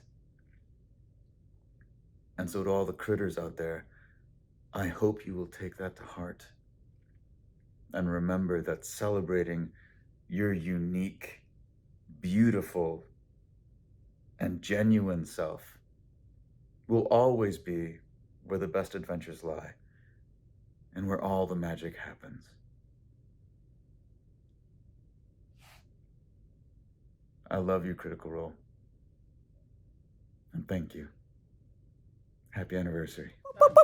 Welcome back to the wrap-up of Critical Role's Campaign 3 That was awesome. and the Age of Reclamation. The whole break. What? Nothing. I just thought of it in the moment. Yeah. I planned nothing for this Wow. show. Really was really cool. Yeah. Now that we've gone through Campaign 3, it's time to come up to open up the discussion to a bit of Exandria overall. And who better to add to that topic than the man who gave Calamity a beginning, a middle, and an end, Brittany Mulligan! Get your ass out here, baby! Oh, Bam! Calamity! Hi, buddy. Oh, it's good stuff. Dude. Yeah, we're gonna give you all the hype. You're the second act opener. This had better be good, baby. Yeah. And it will be. Hello, I'm Brendan Lee Mulligan. It's nice to be here. Thanks for having me. Thanks for having me. Yay. Thanks for sitting in the lobby while we dicked around and made fun of Travis. It was great. I had a lovely pesto sandwich and I got some emails done. Hi, buddy. Oh, yeah. It's like, I'm not done. I'm not done. More pets. You know, strangely enough, you were not on the top of the call sheet for who I should ask a question to first, but I feel like it should be you. Yeah, for sure. Yeah, you're here. Yeah. It's gotta be you. Are you reading that tiny, tiny little font? I am. That's why his eyes are watering. You can spread it. You can spread, yeah, you can You spread can it. spread it, Robbie. Spread it Right here on camera? Spread it with your fingers. Spread it, make it a little wider. I can't. Brendan, Spread your legs and stretch your wings, baby. You have my attention. Spread your legs. give the focus to Robbie. Hey, I don't want to take this moment from you. You two are bonding on a deep level. What's it like to play around in Matt's map building room? What's it like in there? Oh, that's a good. That map building room is so fucking sick. You have no idea. Because not only is it lovingly tended to, beautifully painted, rendered, okay, all of that, exquisitely organized. Yeah. Dare I say it, intuitively organized. So you end up having these wonderful, like, oh, the dungeon tiles are where the dungeon tiles should be, and here are the humanoids. But it is very funny to look at them and be like, humanoids 1, humanoids 2, like, and you're like, what gets you in humanoids 2, and are they jealous that they're not in humanoids 1? Are they sad? Yeah, these are the hard-hitting questions I've been looking for all night long. Who you calling a humanoid? Yeah. Next year I'm gonna end up in humanoids 1. I can taste it someday. Yeah, 100%. Keep trying, friend.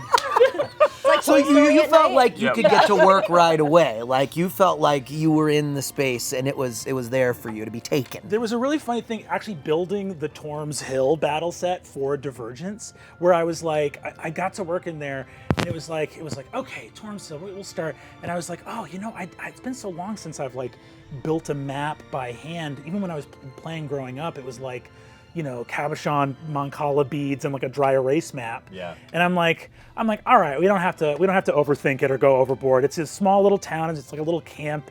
And I was like, but these trees are kind of nice. Ooh, a well. And then suddenly you're just like, and then it's like 90 minutes and you're like, a fully rendered town.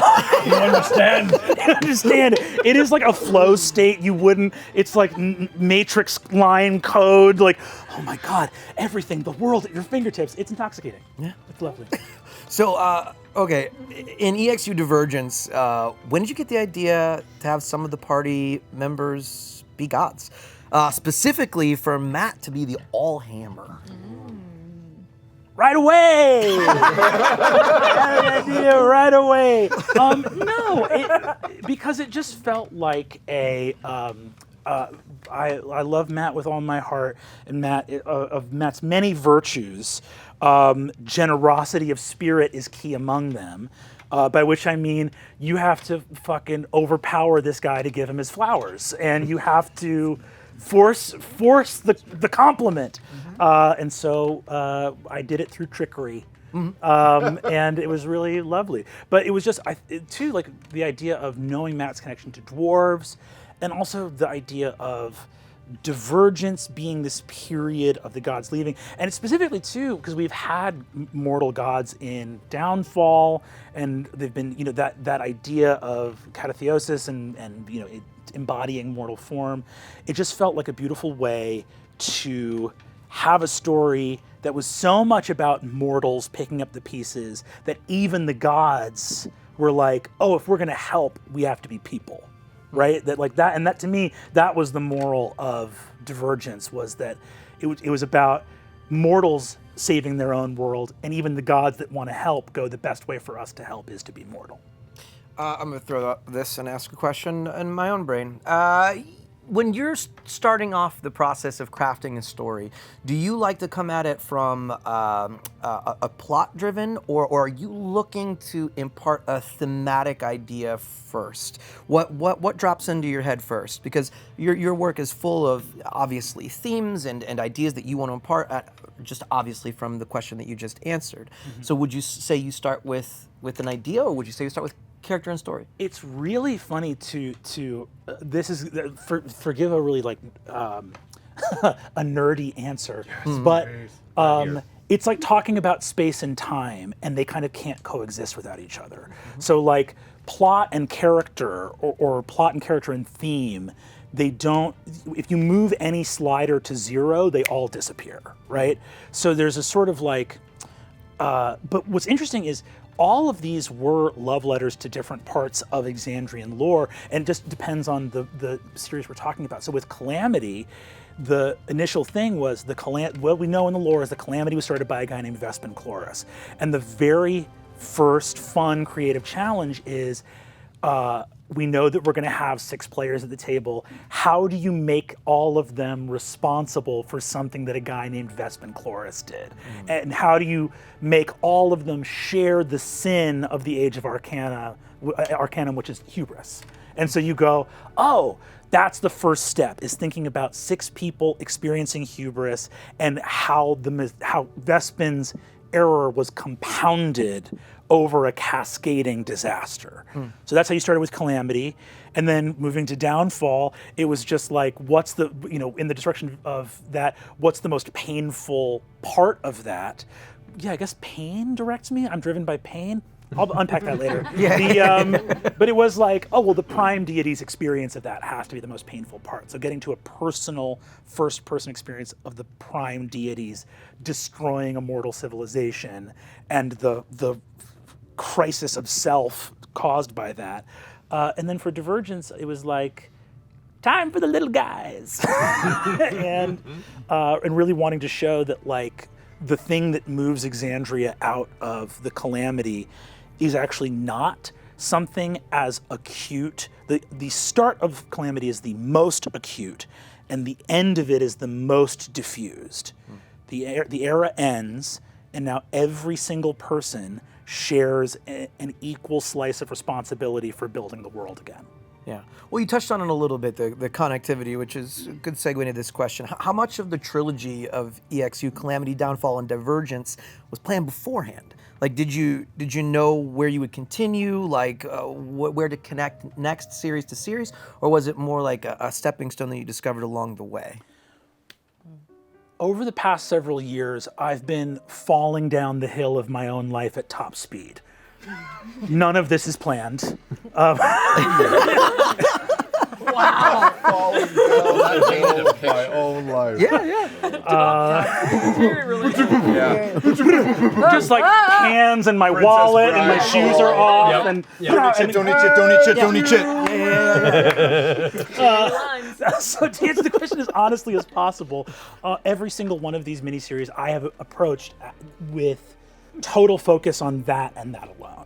So there was no sort of thought of what was to come after. It all grew organically, which is like the intoxicating and mesmerizing part of this art form. Well, yeah, because we knew we wanted to do something with you.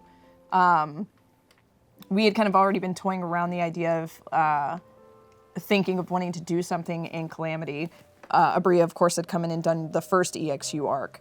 And I remember being like, man, I think Brennan would crush like a Calamity miniseries.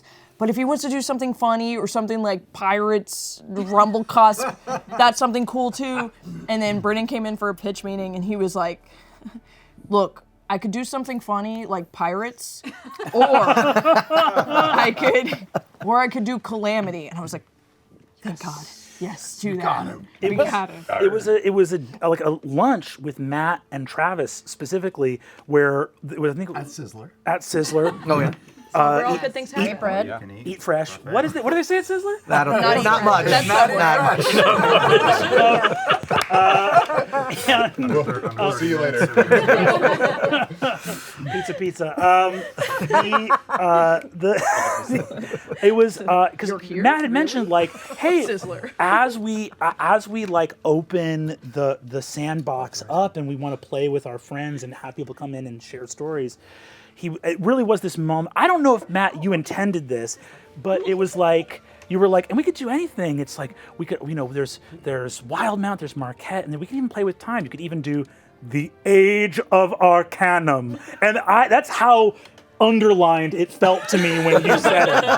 And I was like, ooh, Matt likes that. And of course, it immediately made me go like, and then I went and reread the lore and looked at it. And I think you guys had already made the video that was the like Schism through Calamity explainer video at that point in time. Just beautifully made video. You go check it out. And it was like, I just looked at that and I was like, oh man, you could do a sick disaster movie of these mages in their fucking towers and everything's fucked. Yeah. And we did it. That's a sick log line too. Everything's fucked. I think it's good.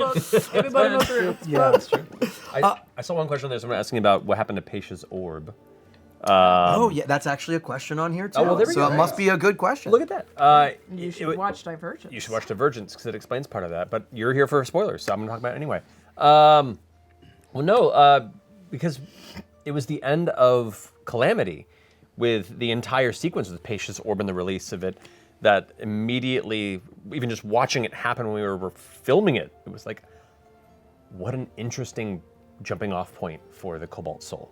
Yeah. The idea of an entire collection of minds through history that are about the collection and safety of dangerous knowledge and disseminating and protecting that for an entire age.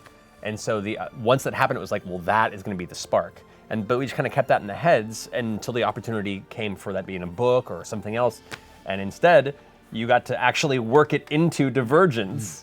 Which was awesome. And, again, the fact that Marisha launched an orb filled with all knowledge through space and time to be caught by her beforehand, but centuries later, was so fucking sick. It was just awesome. It was so cool. Yeah, in my mind, currently it exists deeply sealed somewhere on Exandria in the deepest of vaults beneath the most carefully guarded monastery of the Cobalt Soul, in a library subterranean vault that no one has probably stepped foot in for hundreds of years. With a stone statue of a swole dragonborn, sitting in lotus position above it. Yeah. Hell yeah. It's also an incense burner, though. Yeah. I smell a heist one shot. Yeah. Oh God. Oh God. Liam, how exactly did Brennan go about recruiting you for his sneaky Divergence plans? Oh man, well, it was a great session 0 and came with 2 or 3 loose ideas, but my favorite one, the one that I was like, I could do any of these, whatever works with the chemistry of what we figure out here today, but I've been thinking about a Dragonborn who is just sort of a lone wanderer on the road, like we're in Cormac McCarthy's The Road. I remember saying Gold Dragonborn out loud, and in the middle of that meeting, Brendan's like, let's talk about that later. So I just sort of accidentally walked in, ready to conspire before I even knew it. Go ahead. Yeah. I was just gonna say that it was such a huge layup, and again because the I don't know, there was a lot of confluence. There was very little trap laying on my part. The shapes all kind of took place, and especially because I feel like the Platinum Dragon and the Allhammer were not gods that we had necessarily seen the most of or had dedicated PCs for, but also are dedicated to things that are very what's the word I'm looking for? That feel very heroic. There are a lot of gods that have domain. Like the Stormlord's domain is fucking enormous and of the natural world, but you have honor, justice, craft, creation as being really things that are in the domain of what mortals do. So it felt very fitting for those two to be no, we're 0th level. We're trying to make the world better. We have this one last task, and then the gate is built. I just wanted to make an old dwarf. And baby, you made the oldest. Like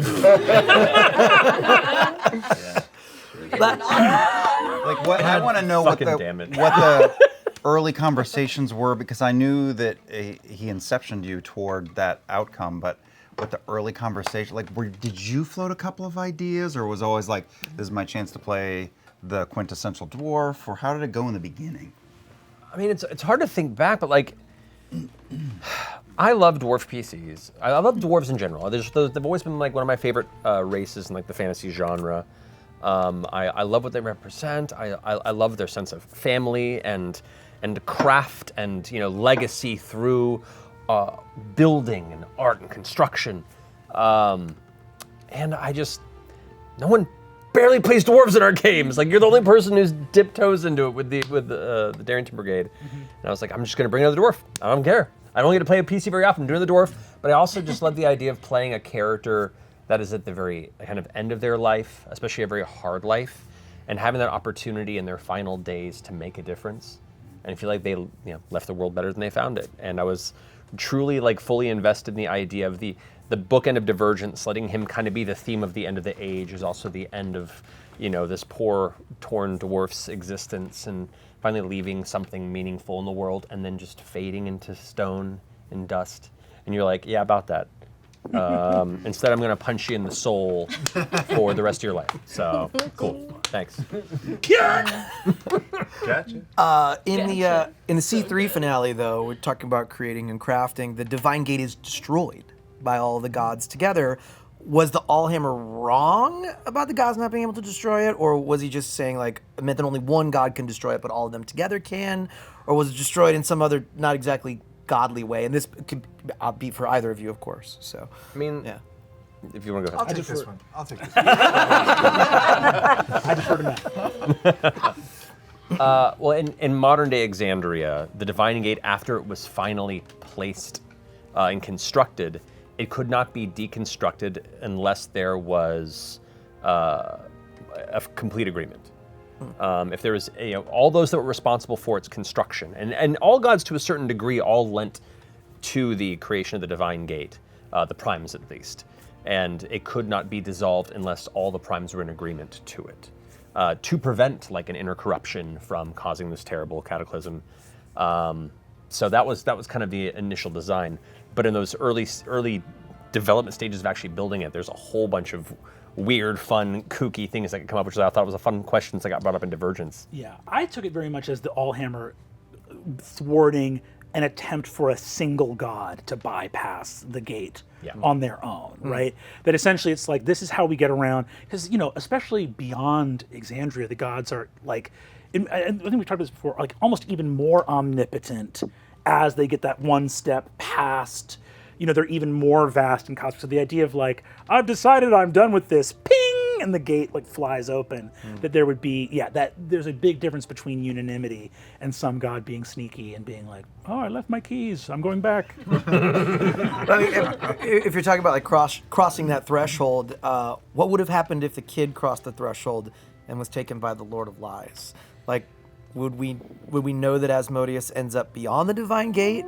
So if his plan worked, how would you have dealt with that?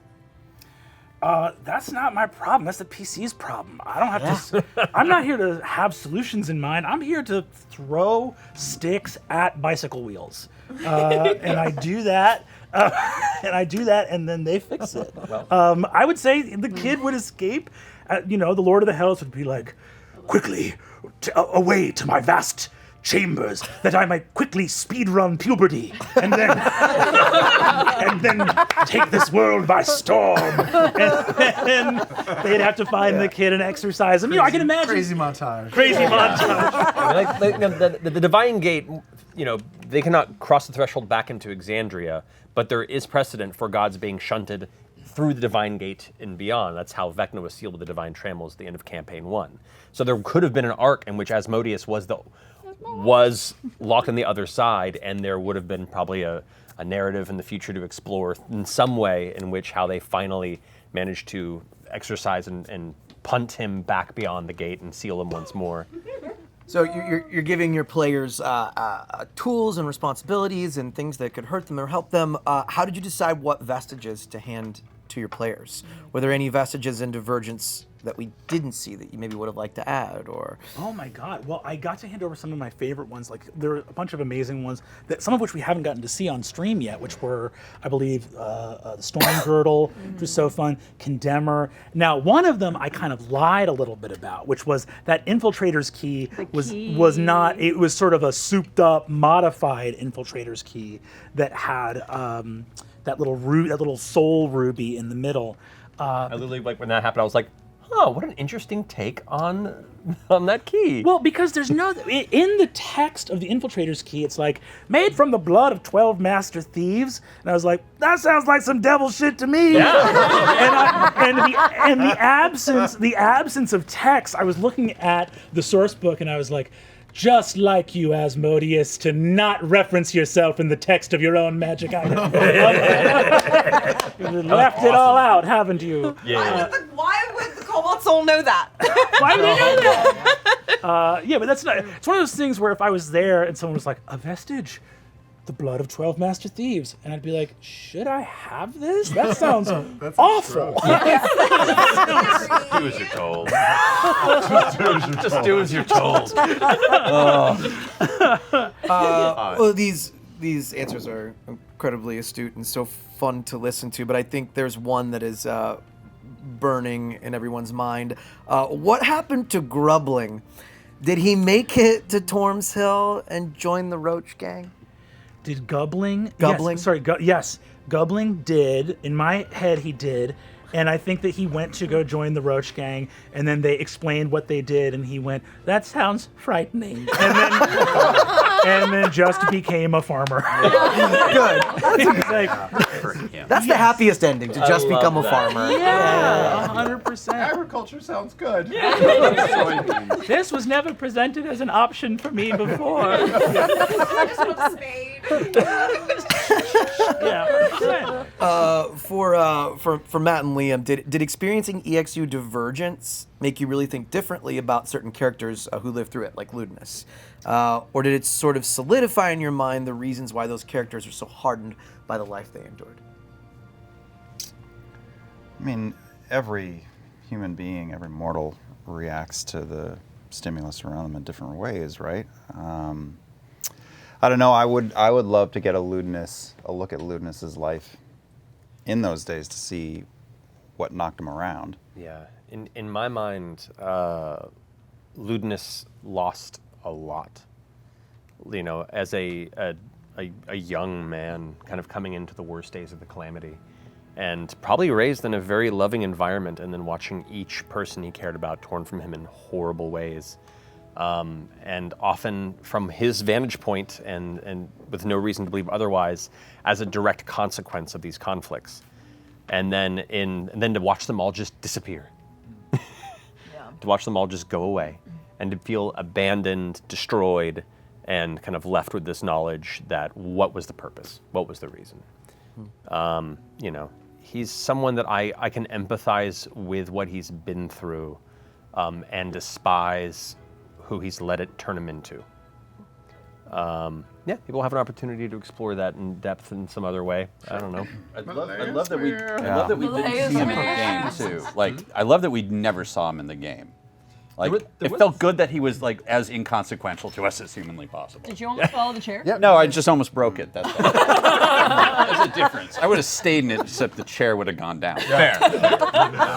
I'll add in that I like that Arrow's mortal life was an antithesis for Ludinus, because he dove after his brother, knowing he was going to lose his memory. I think that the way I think of it is he aimed himself at two of his most faithful and even-keeled followers, which were Arrow's parents, a priest and a paladin of the Platinum Dragon, to get him raised right, and get him and to like reinforce who he already was as a deity. And then the idea of having him travel across half the planet and lose so much was, you know, he's the god of justice. So his end result, his decision is we really have to get out of here. It's not just what we're doing to these people. So the way to like drive that into the bones of this mortal, doesn't remember he's a god, is to make him lose horribly. So he lost his father, fleeing, crossing the sea. He got over here. I imagined sort of a Roanoke situation where survivors got here. Some of them went off to look. They came back. Those people were gone.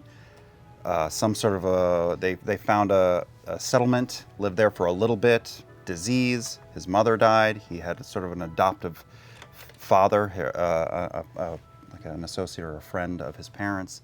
And then that guy died. And then he kept traveling alone. He kind of got embittered. Then he found a woman who made him find joy and love again, and had that ripped away. So like I wanted him to kind of get hit hard, so that when he remembered who he was, and this is me above the table as deputy DM, when he remembered who he was, he could look back at the life he'd had and be like, what we've done here is not right, and it's time to go. My favorite thing about that too was that it would be so easy to be like, oh, Arrow disproves something about lewdness. I think that's maybe overly simplified because Arrow had the soul of a god and lost faith. So the Calamity was pretty fucking bad. You know, like, Calamity was pretty bad. Someone who's literally got divinity in him. Well, that was my favorite thing too. And Celia, who played Nia so beautifully. Yeah. Shout out to Celia. So brilliant. I just love that there was a dynamic that Celia was not aware of, where she was going like, I know the gods won't let us down. And two gods were like, they might. Whatever faith you have, let me be clear. It would be gross if I had that faith in myself, like have some fucking humility, but also like, I don't know, man, I'm tired. I loved that. That was a perfect dynamic. I loved it so much. All right, we're going to open it up into general Exandria questions. Wait, what happened? Just kicked him. Yeah, kick him again. Robbie, I saw one from chat. It was by a username Vespin Clitoris. Great name. Solid. Solid name. They had asked, is the Nordverse part of Exandria? No. Oh. And I think yes. No. I think the Nordverse is in Exandria somewhere. No. I mean, It's in a it snow globe. is in the... The greater cosmos. It's in a snow globe. The Nordverse is supposed to be... Yes, and, but no. It's what was left when Tengar was destroyed. It's the Nordverse. Oh, man. I saw a question earlier that I found interesting. Somebody mentioned that when the matron did the ritual of katatheosis, someone asked why she knew about the beacon. Does she understand the nature of the Luxon?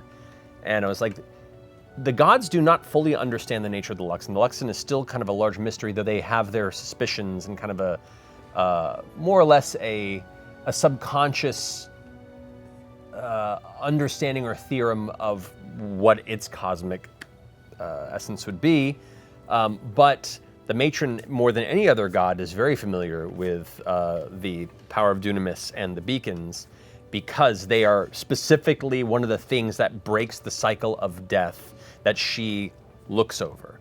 You know, the passage of the soul into the afterlife was the structure the gods created when they came to Exandria, and the consecution process of the Korean dynasty that the beacons can maintain essentially breaks that cycle and tears those spirits away from the entire realm that she oversees. And so she is very familiar with it. In fact, even utilizing it in that final ritual was a very conflicting point for her, but was another one of those examples of doing what was best for the greater good of her and her brethren, using something that up until that point she largely despised. Yeah, that's interesting.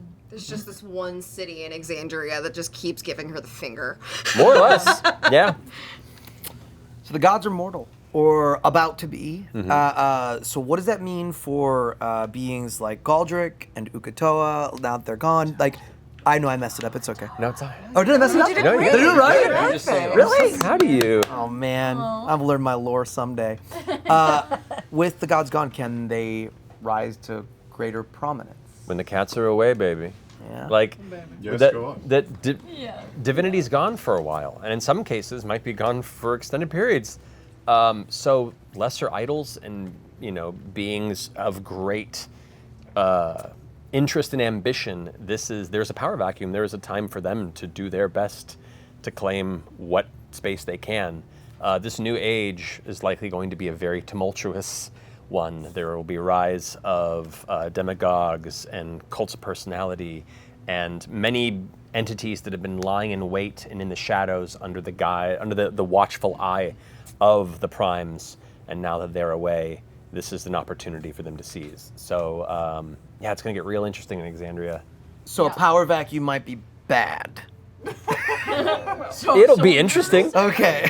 For the make-believe people, but for the people playing or watching, great. Totally change subject for just 1 second. Yeah. Have you ever thought about singing "It's Hard to Be the Bard"? Have you ever heard that song? I love that song. Isn't it so good? It's so great. And I was just like, the whole time you were talking, envisioning you singing it. It's actually I a think you'd very be good so song. good at it. Thank you, Laura. You've now imparted the internet's drive to force me to sing that at some point. It'll be Has anybody already said it before? No. Oh. But now it will follow me to every event and convention. Luckily, you're an excellent singer. I thought she was about to apologize, and she's like, "No, it's perfect." Eat shit. Quick, Laura, what was Imogen's grandmother's first name? I'm kidding. You said in the past that Imogen could have gone evil. Obviously. What events? like 12 different ways. Yeah. So what Yes. events of those 12 different ways in particular do you think could have pushed her over the edge? Oh, like personally, if Yeah. like outside of just like exploring Predathos's body. If Laudna had died. If Laudna had died. Yeah. I don't think Imogen would have stayed good and happy. If Laudna, not only if Laudna would have died, but if Laudna would have, like, given over to Delilah. I would have broken bad with you. I know. We got close. We did. We got close to Breaking Bad. Yeah. And then when it came down to it, I was like, no. I know, yeah. I chickened. You did. Yeah. It felt like, I think I said this, that, have you seen that fail video of the two girls like jumping off the cliff? Yeah. And one chickens out of the other the last minute, and it causes the other girl to kind of slip and eat falls down the cliff. Yeah, I let you fall down the cliff. Well, also though, But then if you save break it. bad, But then you you're save it. handing your character away, and sometimes it's hard to let go. I know. That's it. Honestly, that seemed kind of fun, but I have a really silly question for people, if I can.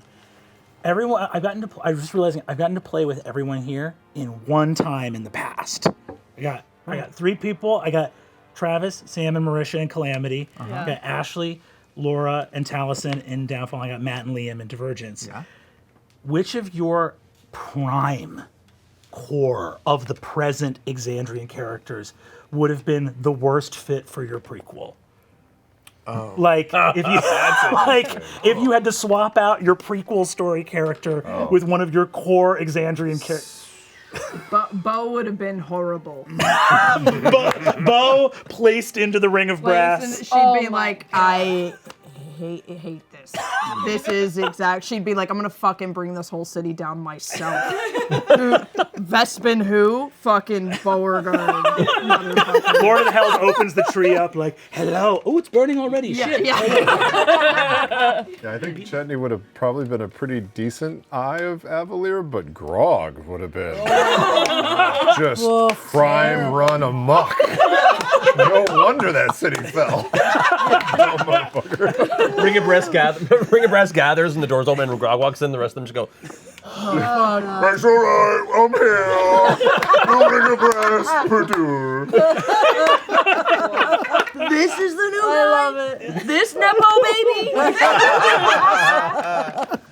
I think it's pretty obvious Jester would have been horrible. For Mission Impossible God style. Yeah. Oh Just horrendous.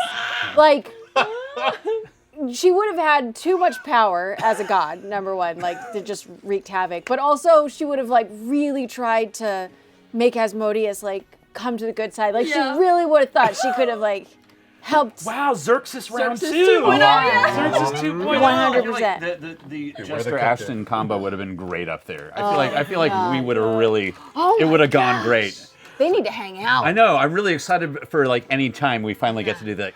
That looks breakable. You want to hit that? Yeah. Okay. I wonder what that button does. Oh my gosh. I think that Bren Aldrich Ermindred would have died of dysentery at age 7. But Vax probably would have helped Phaedra start the Roach Gang. Yeah. He'd have been fine. Yeah. Totally. What about you guys? I mean, if Tyrion Darrington were a broadcaster, I mean, Calamity, it might work for a while, but I think he would just be so overwhelmed with all the attention that he would be like, He'd crack. I think he would just love it, and he would be like, "I'll do whatever you want if you get me on TV more."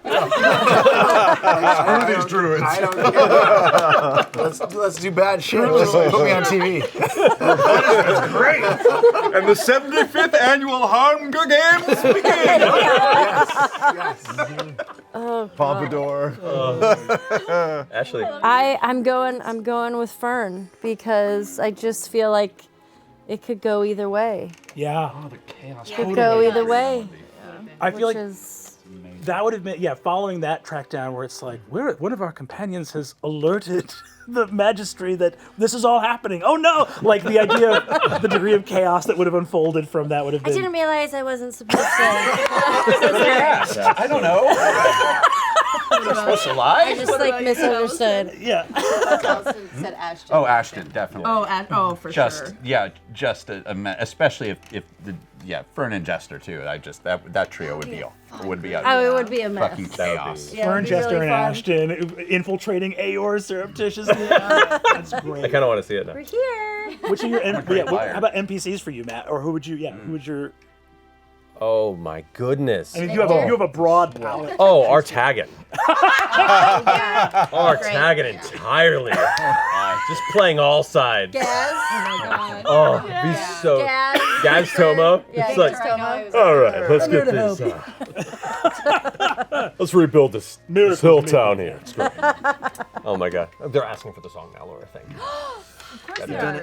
But hey, I am singing on April 4th Oh yeah, that's right. for Critter Karaoke at the Vermont Theater in LA. Get tickets, throw them on Instagram. Me and Freddie Wong and Caldwell Tanner. I am now because they're asking about karaoke stuff. Yeah, it's true. We need to move tickets because it's fun. Well, I think. Oh, what were you saying? Well, I have 2 questions from @Voice of O'Brien. Okay. The first is for Brennan. One is, why the Lord of Hells? What is it about the Lord of Hells that you love The Prince of Lies? so much? Is it something inside of you? Yeah, Is it just rich, fertile territory to mine? I don't know. I feel like there was because the Betrayers. I was told that if I came and ran miniseries for Critical Role, I could take my own betrayer home. Basically. They have bags at the door. But you, well, I think. Look, I went to school. I went to SUNY Ulster, and I studied with an incredible professor there, who's a philosophy professor. I've been obsessed with ethics, the formal study of ethics for a long time. It's pronounced Essek, actually.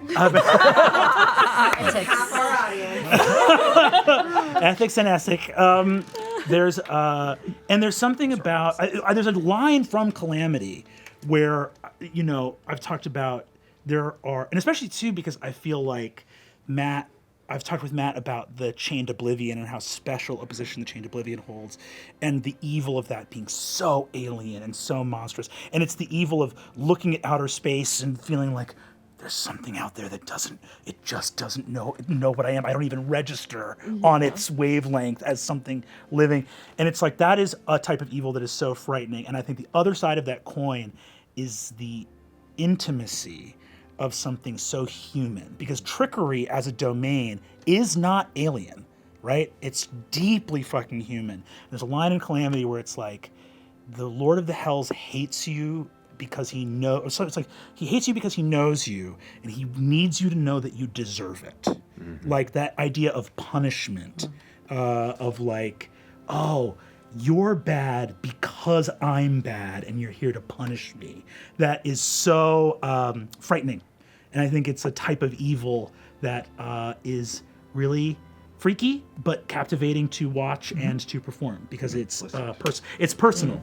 He doesn't hate you dispassionately. He really sees you and fucking hates you. Why are you pointing at me? I'm giving you really uncomfortable.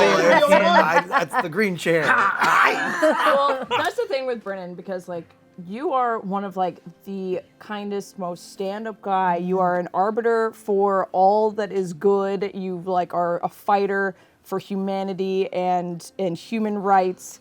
And seeing the way you play the Lord of the Hells and some of the other bad guys, I'm like, I thank God you wake up and you choose that every day. That you choose to be good. Because it is real bad. Fucking terrifying. You'd be real good at being bad. You'd be so good at being bad. Thanks, guys. I would. He's got us primed to murder us all now. My Voice of O'Brien's second question is for Matt, and that is, in Campaign 2, there was moon stuff. Mm-hmm. So when were you cooking lewdness in your mind for the top of the pyramid in Campaign 3? Mid Campaign 2? Prior to Campaign 2 even starting? So I wanted to eventually get to Ruidus-centric lore by the end of Campaign 1. I decided if we got to a third campaign, I want that to be kind of Ruidus involved. And in Campaign 2, I began to consider how that lore would tie into a future event of Exandria. Like I already had the idea for Predathos in my head and kind of where that fit into the history, but I didn't want to show the hand too early. And so I began to drop little hints throughout Campaign 2, just little ones. And lewdness, when I first created lewdness, was I hadn't thought about it as a whole backstory. And so the two weren't immediately tethered. I just had these two disparate ideas. And the more that the Cerberus Assembly came to reality in the early third of Campaign 2, I thought lewdness is exactly the person in a position of power, of longevity, and political influence to set up something on the scale that I would hope to unveil in Campaign 3. And then I began to, through Campaign 2, develop in my head the history of lewdness and how that would tie into the Ruidian chaos and the apogee solstice in Campaign 3. So that's kind of the timeline best I can recall. Okay. Satisfied. It's the long game. Travis. You love werewolves. Shooting for the worst transition ever. Why did you choose to have a mechanic, the D100, where you could randomly kill your character and take away your sweet, precious werewolf at any moment? Why? Why'd you do it? Well, look, Chetty was just supposed to be fun. His old ass was supposed to die, but he wouldn't die in the fights. And then I was like, okay, wait. What do old people do? They die in their sleep. So What do old people do? If he's 400, they're lucky. That's my favorite children's book. If he's 400 plus years old, he's got to be on the cusp of that thing. But then I got to make a mechanic for this. And I even told Matt, I was like, if I roll trip zeros, can I die in my sleep? And he goes, if you want to. I was like, can I have it grow so that with each level that I grow, the number gets larger and larger? He goes, I think that's pushing a little bit. I regret it now. Because he's still alive. Why did you want him to die so badly? Because it's never happened in the game before. Because you would have to wake up after succeeding or failing and being, as we do, all stuck in one budget room, and somebody's laying next to the dead guy. And that would be amazing. And also tragic. All right. Tomorrow we take on the Malleus Key. Chetney, you ready? Yes! Chetney. Yes! Chetney. And he smells weird and shit's happening. Yes! You already smell weird. Yes, there would be sad stuff, but fuck, that would have been great! And then I would bring something new in. I sat next to Travis, and I swear to you guys, he got close a lot. You got close, and just no cigar. Yeah. Just I edged a couple times. You did. You did. Oh, this is a transition I like. Speaking of edging, is Chetney Orem and/or Scanlan's father? Oh, geez. Oh, we already did. Yes, yes, absolutely. Yeah, we locked it in for sure. For sure. You agree to this? I don't know my father, so it's out of my hands. Yep. He doesn't really have a say in it. There are franchises all over Exandria. Oh, fantastic. Listen, he was very busy. He traveled a lot, and a lot of people liked his toys. Wait, sorry, have you just referred to children as franchises? 100%. Yeah. 100%. Region to region, for sure. 100%, yeah. Yeah, you haven't been around. He does this in real life, too. This is not That is the most Chetney thing. I'm stuck on chat right now. The branding is strong. What do you think happened in America in the 1800s? Were there any toys that you made that you didn't get to distribute? Yeah. There were two or three. I started writing down after the Nana Mori Pact a bunch of designs, things that would like unfurl or fold or crawl or unwind. There was like a tumbling Aurum that he made. There was what's the Russian egg that has smaller? Matryoshka. Thank you. Yeah, one of those that was each of the characters, and inside was one of the eggs. Yeah, small one. Don't tell Fern. There was a whole bunch of stuff. But I was also trying to drop toys for Predathos, and Matt's like, "That's fucking cute. Pick that shit up." Trying to distract him. Oh, it was with your Ludinus. I tried to Russian drop it eggs. for Ludinus. Yeah.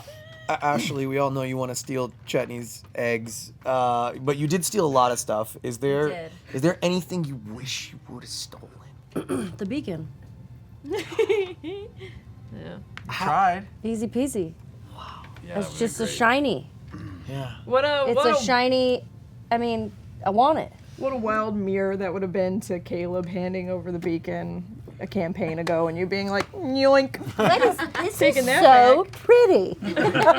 You do have, I want it. You do have the skein of fate now. I do. Do you think that Fern would ever consider playing Yes. with the strings of her friends? Yes. Yeah, absolutely. Absolutely. For good, right? Just like a little.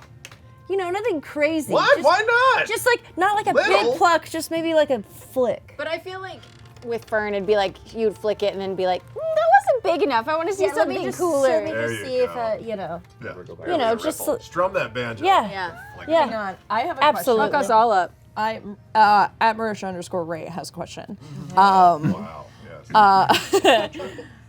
Speaking of the beacon and the beacons, Yes. where were they during the Calamity? During the Age of Arcanum? Good question. I wanna know They were this too. uncovered. They've been undiscovered. They were still undiscovered. Yeah. And did you? Yep. There was one. The first one was discovered towards the end of the Calamity by the Bright Queen. Yeah. Well, She found it? there was also the Oh one no, that there was Aor no. There was got, actually. prime So artifact. there have been two. So there was one that was uncovered in Aor. You're right, and was being experimented on. Correct. I was thinking of like the actual like canonical lore. You and I were thinking of two different Two different lore beacons. points, yeah. Aor did uncover a beacon and was in the process of studying it. And there was the one that the Bright Queen uncovered and kind of began the Kryn dynasty after they had got out from under the Spider Queen, and then came to the surface and kind of started in the ruins of Xhorhas and kind of built the city of Rossona. So the Bright Queen has been around for as long as Ludinus has. Correct. About 1,000 years old, yeah. Whoa. A very 2001: A Space Odyssey. Whoa. But also, she's lived through many lives. Yeah. You know, and that has its challenges. More about it in her Dark Horse comic. Indeed. Just uses that bong on fake creatures to stay alive. Yes. Yeah. But yeah, in the lore of the Luxon, which you actually get to see some cool representations of it in the Bright Queen comic, is a precursor to any other life on Exandria. It's early creation myth, maybe not myth. But yeah, all the beacons, the fragments of the Luxon have been there from the very beginning and have just laid dormant, undiscovered until then. Sick. Dang. Was Aor trying to use the beacon that they had uncovered for the Malleus? They had just begun to research it. It was one of Okay, those things where okay. it's like, So it we wasn't got that this strange thing here. It seems to have some strange properties. They were using it to. It's what y'all were finding whenever y'all were going through Aor as the Mighty Nine. They were using it to do the like long rest tubes. That's why Ford got his hair back. Time in a short. And why y'all were able to have a long rest. But they were like, look at this rod of uranium. Yes, exactly. And that's what they were studying time travel with it.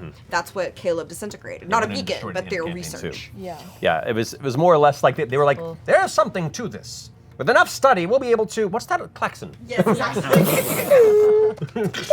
Are we allowed to know where it came from? Matt will never tell us. No. Okay. I'll never tell. The story's not over, y'all. It is. Oh my God, no. And you laughed. Sam, you're the only one who got fired. Everyone else is staying. And speaking of which, there are about 1 billion deep lore questions that we could spend the next several hours on, but the night grows long. We gotta wrap this baby up. Is there anything, thoughts that you have in your mind, things that you wanted to say during the show you didn't get a chance to, closing thoughts from anyone and any... I feel like we should just give a shout out to all of the guest players who played with us for this campaign. So many. Karsh, Bria, Erica, Amy, Emily, Christian. You will forget something. Christian, Why'd of you start course. naming individually? We're gonna forget. Nashir. You're gonna forget. I already said 3. You didn't see Emily. We have Emily, Nashir. Oh my God, Alex Ward, Abu Bakar. Oh my gosh. Definitely. Yeah, like, fucking Nick Marini. Nick Marini. Yeah. Lou Wilson. Lou Wilson. Jasmine. Yeah. Yes. Lynn Beck coming in kicking ass. Jennifer Lynn Lopez. Anjali Bhamani. Bhamani. So many incredible people. I'm so grateful. Fuck. You guys keep talking. I'm gonna get emotional. Yeah. Keep going. Luis. Oh my gosh. Yeah. Who's Luis? Too many great people. I think it is worth talking about, look, you guys do this at the end of every campaign where you're like, there's so much to wrap up. There's still so many lingering plot threads. And the answer is, yeah, that's true. Because hopefully 10 years isn't the end of this. We're just getting started. Just getting started. Are we gonna do more Exandrian content? We are going to do more Exandrian content. Christ. In fact, do you want to know who is dungeon mastering the next bit of Exandrian content? Who, Marisha? It's you, Sam Riegel. Holy shit. What? What a perfect time for a pitch. Yeah. Udkarsh. Thanks, Udkarsh. We film next week, so if you could come up with an idea and put it on my desk by end of day tomorrow, that would be great. Sure. Yeah. Yeah. I might have to borrow you for some. Oh, I'm always happy to lend a hand. But yeah, there's obviously going to be so much more to do. Obviously, I know there's been a ton of people being like, it feels like there should be repercussions from Bell's Hell's actions. Yeah. No. No. It's been 20 minutes. Yeah, it's been.